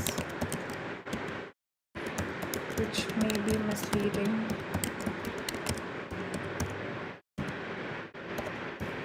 to the users of the financial statements. And implications, the second part we have is,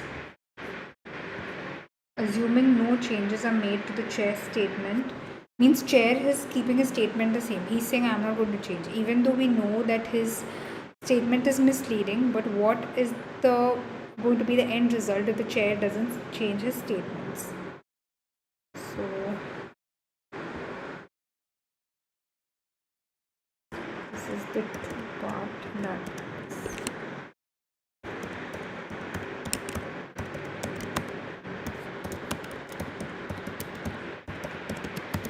of the audit.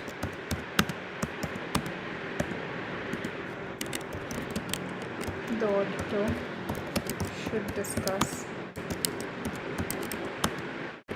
with management and the chair the information in the statement which appears inaccurate or inconsistent particular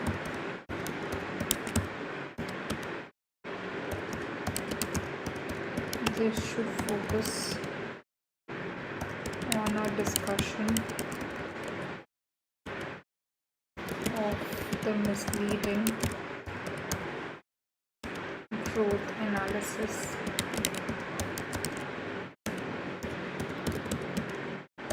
given that the scientific publication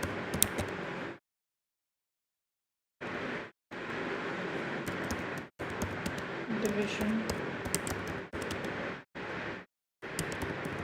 will not be contributing to company's performance once it is sold.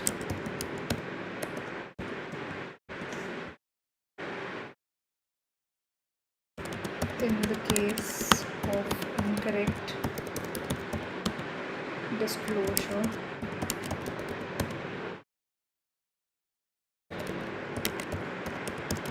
relating to the use of recycled paper, the auditor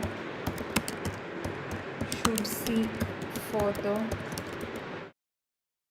information to support the file note regarding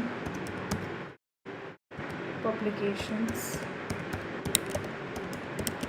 not using recycled paper. The names of those publications should be obtained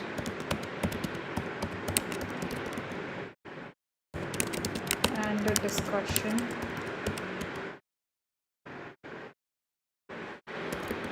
held with the production manager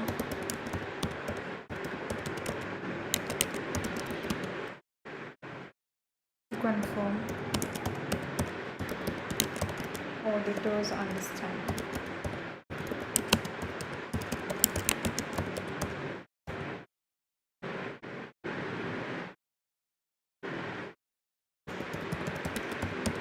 Following these investigations,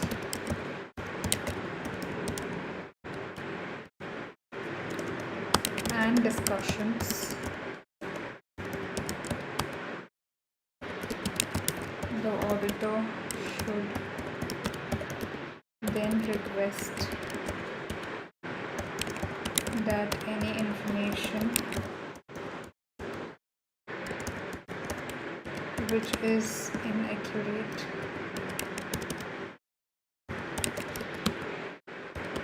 inappropriate or inconsistent is removed or amended in the chair's report.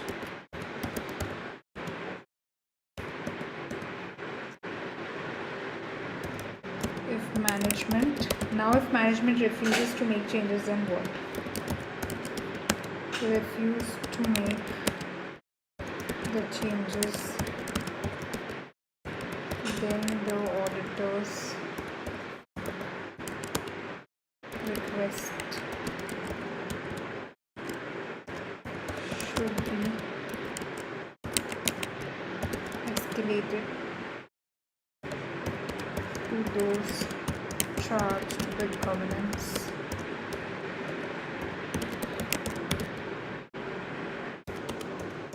If the issue remains unresolved,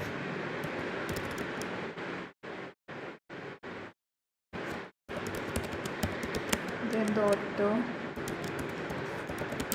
should take appropriate action,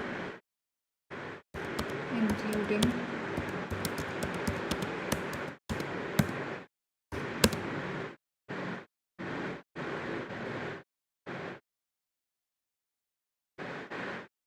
considering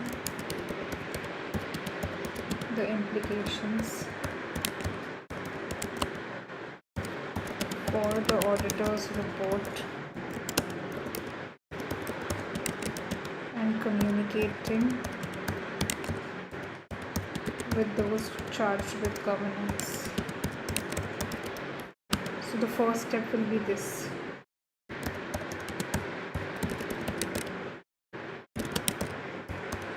About how the auditor plans to address the issue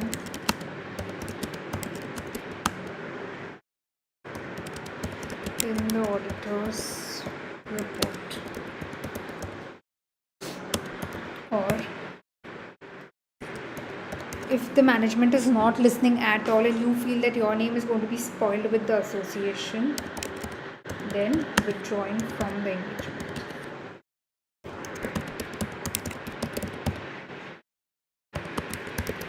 Where withdrawals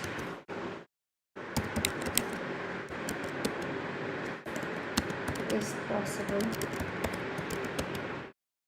under applicable law or regulation. Okay.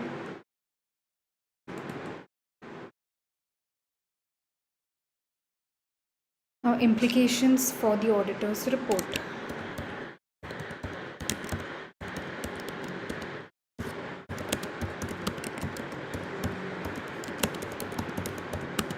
So, what are the implications for the auditor's report?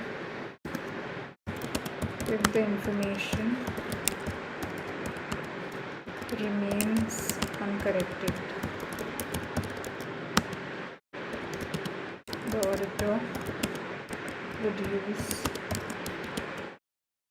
the other information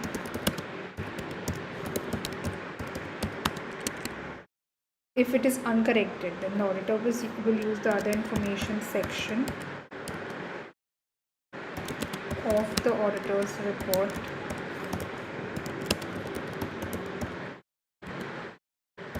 to draw the user's attention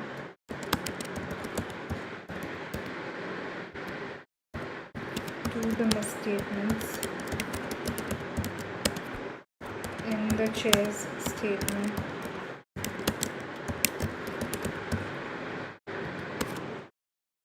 and this paragraph would include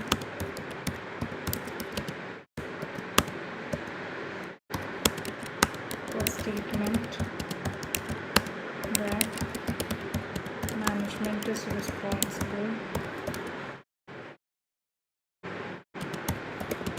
for the other information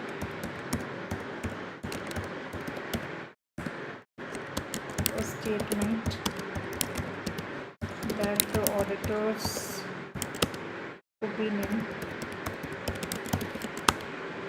does not cover the other information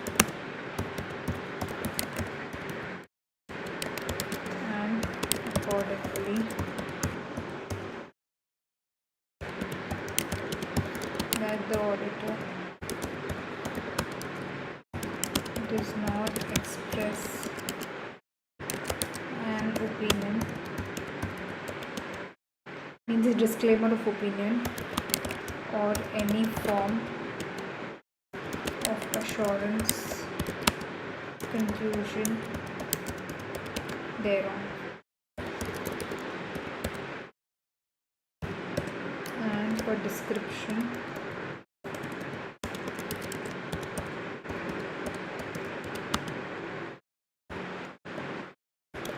of the auditor's responsibility relating to reading, considering and reporting on the information, on other information as required by by this ISA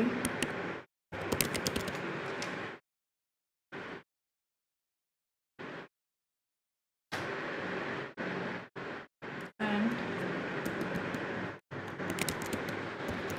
as the inconsistency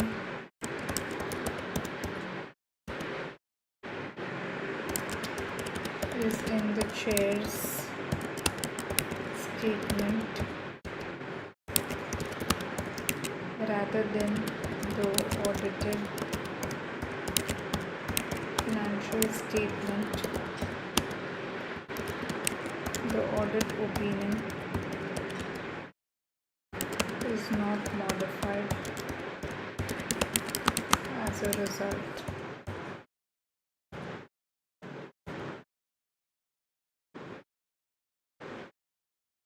Okay, so this is the answer that we are looking at, and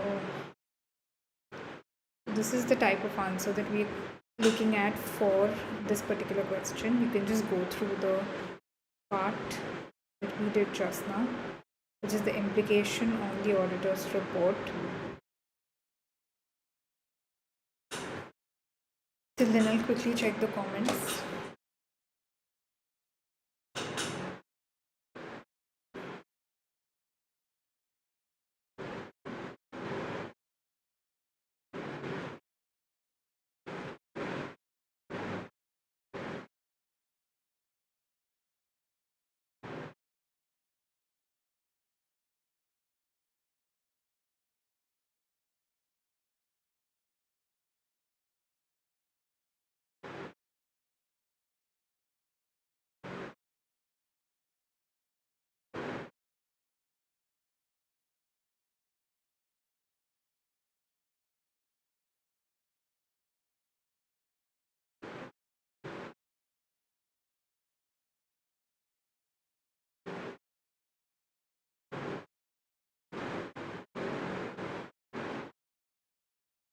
Now we take a break of 5 minutes before we proceed to the next question.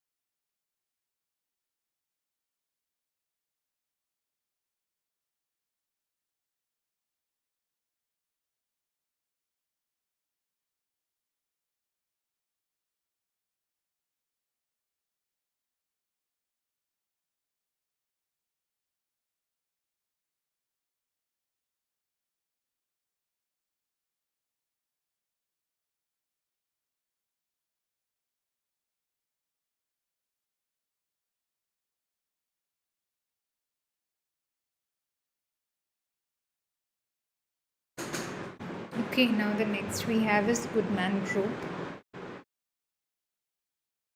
So again, we have to read the requirement first, because after reading the requirement only we'll have an idea of what the question asks us to do.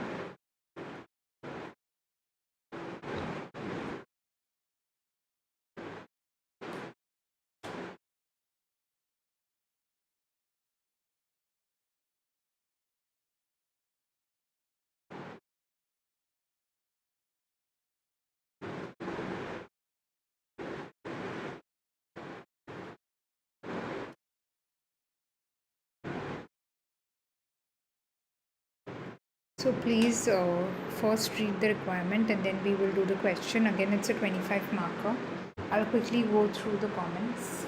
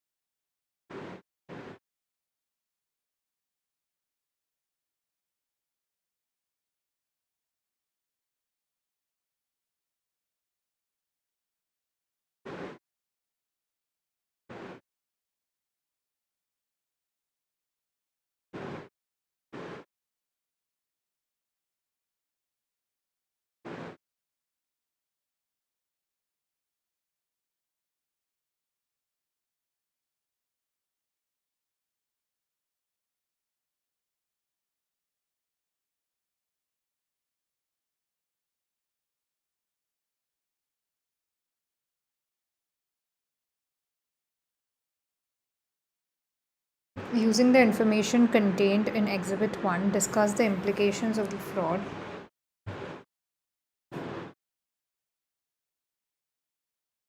For the completion of the audit and the actions to be taken by the auditor in respect of the development cost and trade receivables, comment on the sufficiency and appropriateness of the audit evidence obtained, and recommend the actions to be taken by the auditor, including the further evidence which should be obtained.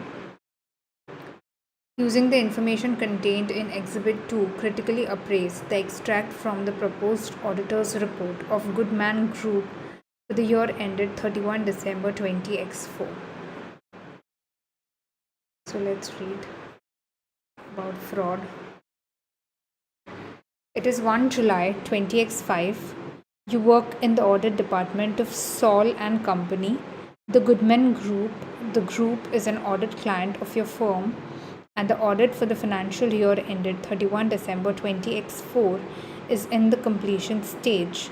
The group, which is not listed, installs and maintains security systems for businesses and residential customers. Materiality for the audit of the group's financial statements have been determined to be $4 lakh. The following exhibits available below provide information relevant to the question. Completion matter details regarding issues you have discovered during your review of the audit working papers, draft auditor's report, and supplementary information. So the exhibit 1 is completion matters of fraud. The group finance director has informed the audit team that during the year, a fraud was carried out by a manager, Mike Trout, in one of the group's procurement departments. The manager had raised fictitious supplier invoices and paid the invoiced amounts into his personal bank account. When questioned by the group's finance director, Mike Trout confessed that he had stolen $40,000 from the group. The finance director asked the audit team not to perform any procedures in relation to the fraud as the amount is immaterial. So the finance director is himself saying that the matter is immaterial. He also stated that the financial statements would not be adjusted in relation to the fraud.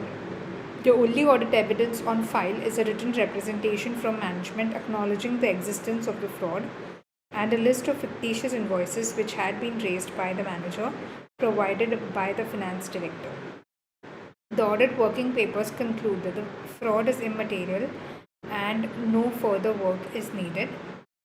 Development cost. In August 20x4, the group commenced development of a new security system and incurred expenditure of $6 lakh up to the financial year end, which has been capitalized as an intangible non-current asset.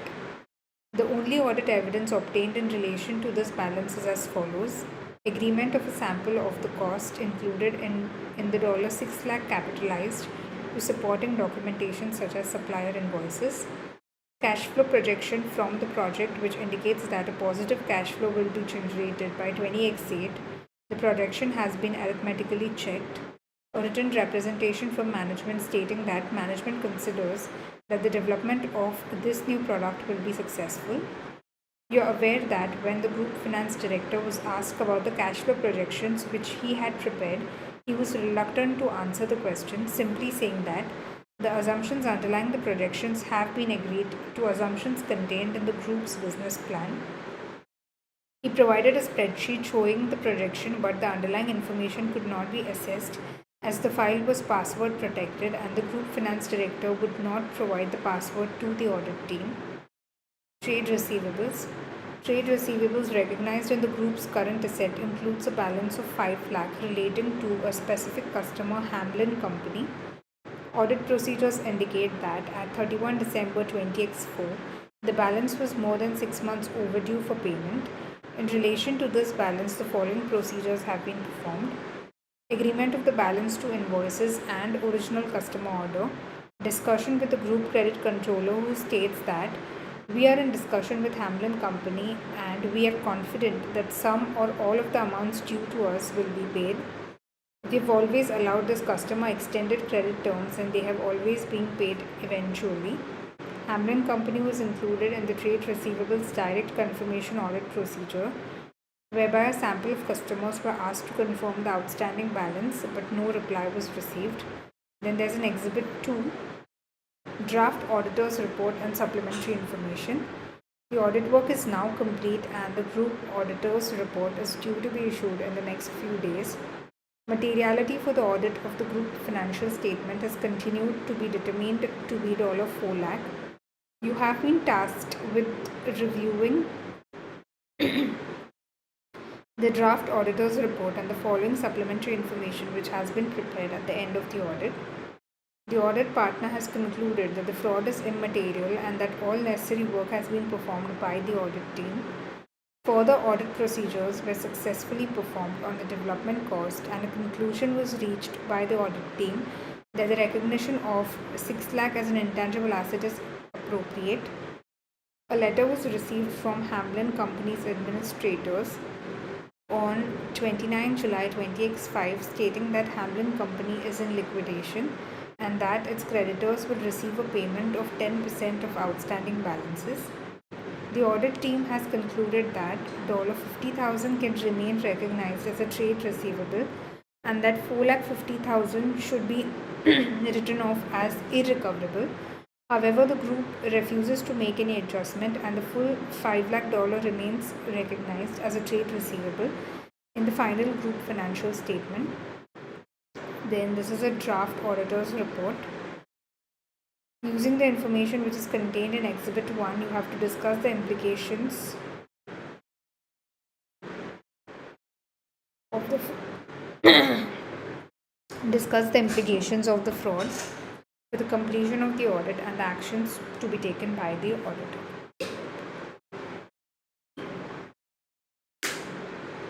So basically, we have to write about this fraud. This one. And the implications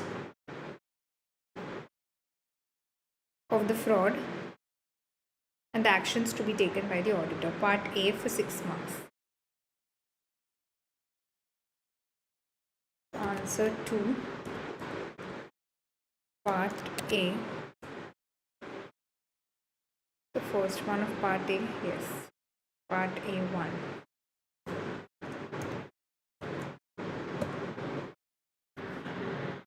Fraud.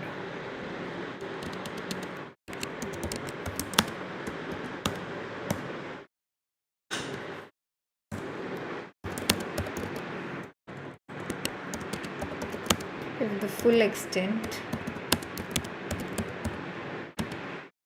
of the fraud is $40,000, then the audit team is correct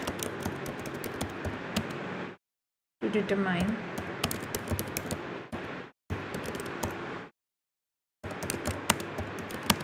that the fraud is immaterial to the financial statements.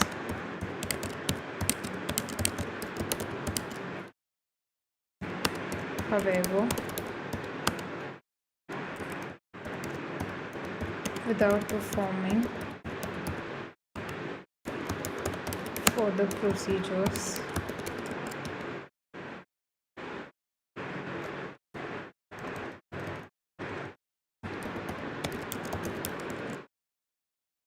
it is not possible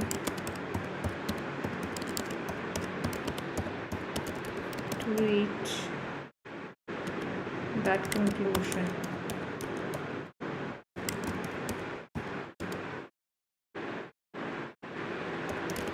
There is no auditor generated evidence to support the assertion that $40,000 is the total amount of stolen funds.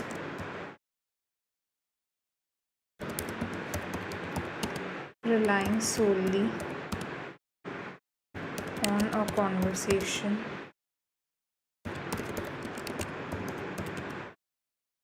between the group finance director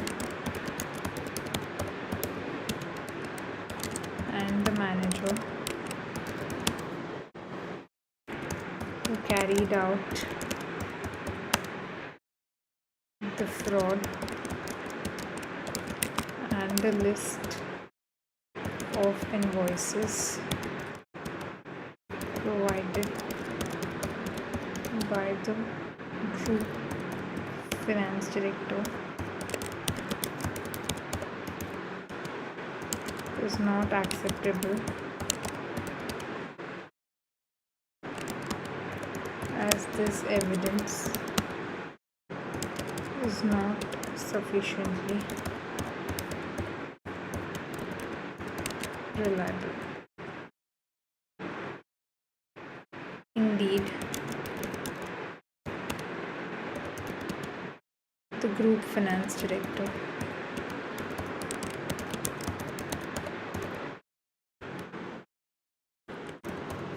could be involved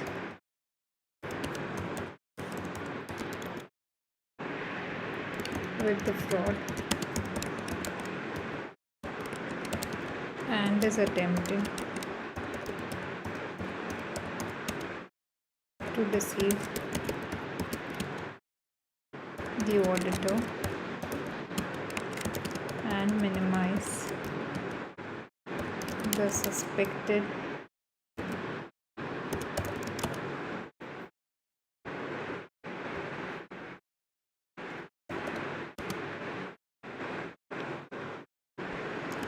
scale of the fraud in order to deter further the procedures being carried out,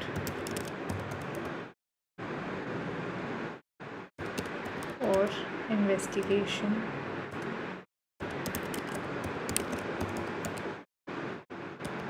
or actions being taken. The auditor should approach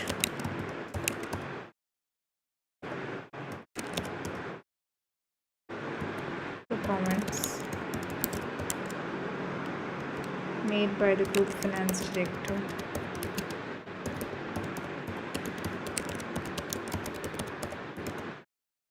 with an attitude of professional skepticism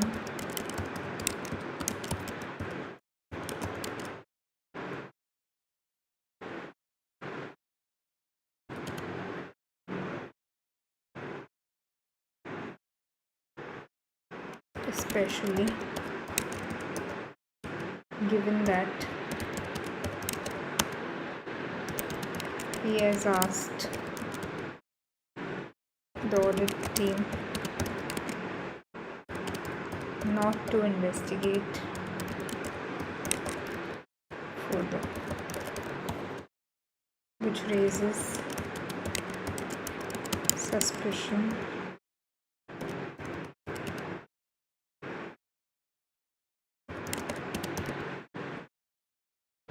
that he may be covering up the fact that the fraud was on a large scale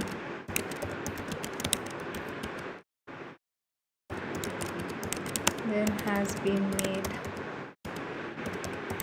known to the auditor.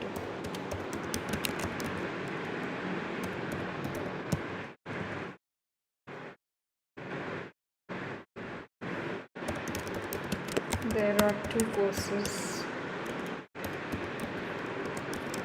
of action for the auditor. First, for the independent investigations should be carried out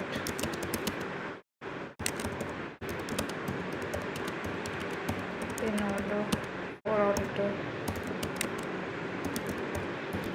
to obtain sufficient and appropriate evidence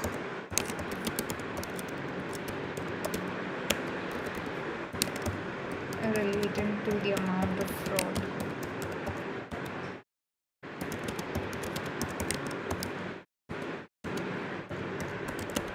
This is particularly important given that the Group Finance Director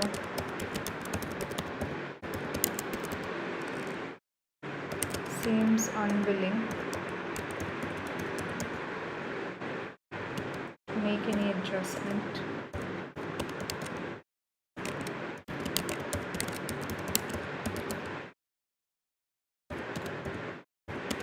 to the financial statements.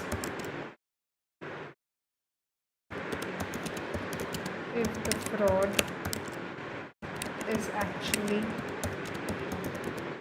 more financially significant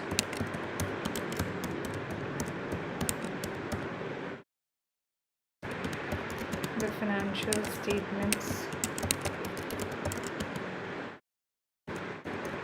could be materially misstated,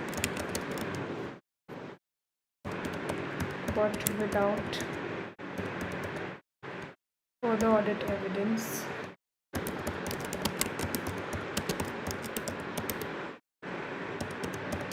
the auditor cannot determine whether this is the case.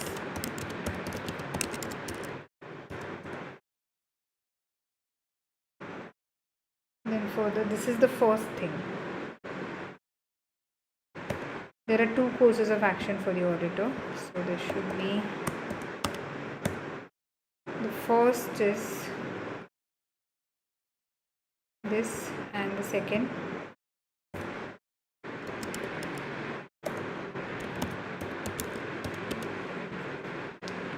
this is the first course, and the second will be this.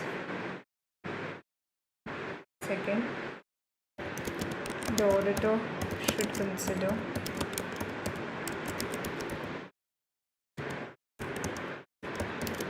whether reporting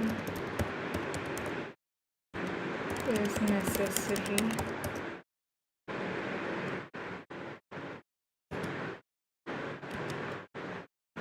according to the relevant IIC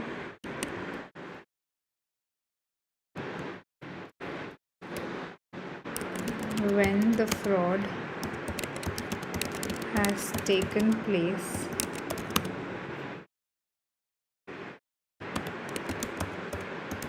Auditors shall communicate these matters on a timely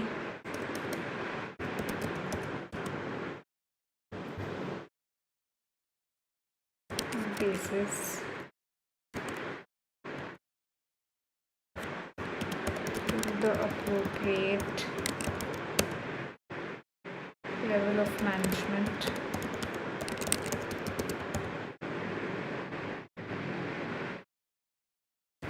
in order to inform those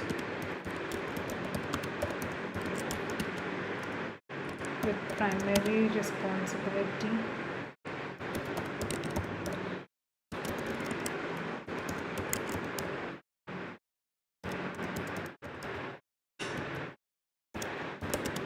for the prevention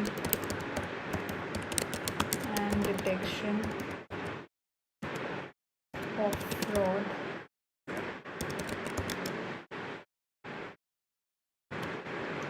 of matters relevant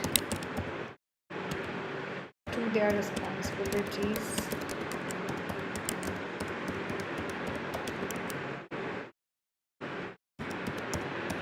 given that the group finance director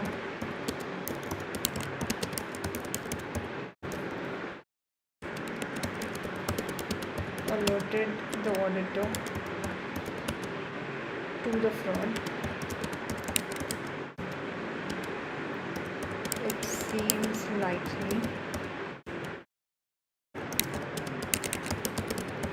that management and those charged with governance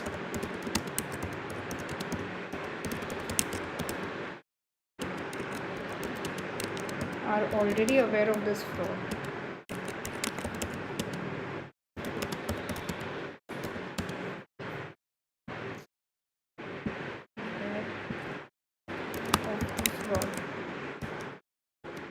However, the auditor should consider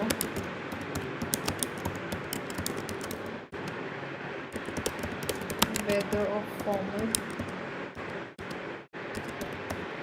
written communication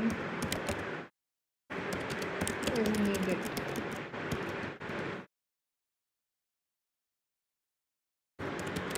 In addition to reporting to management and those charged with governance,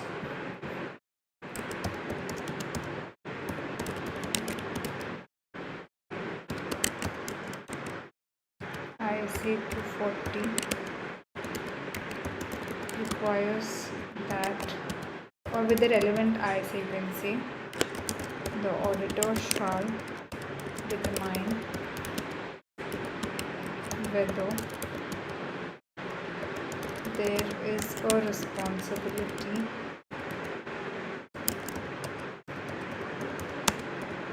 to report the occurrence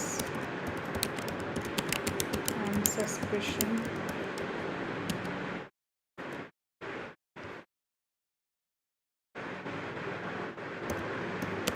to a party outside the entity.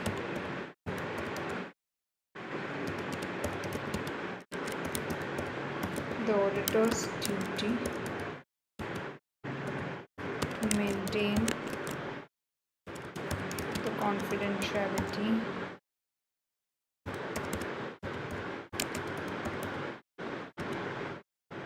of client information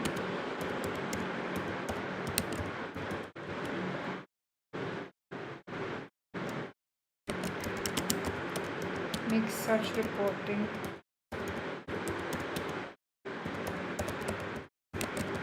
potentially difficult, and the auditor may wish to take legal action or legal advice before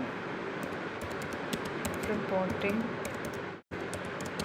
externally. So I want you all to go through the answer about fraud, and then I'll quickly check the comments.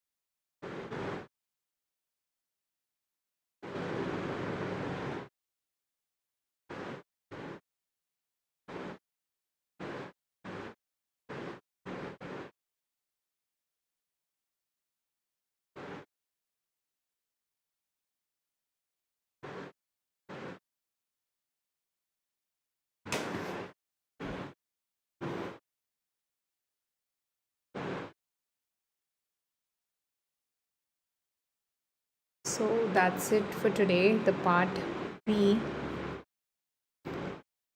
This part will be done tomorrow for 11 marks. Okay. Thank you so much for attending the AAA revision revolution. I hope that was useful. See you guys tomorrow at the same time. Thank you.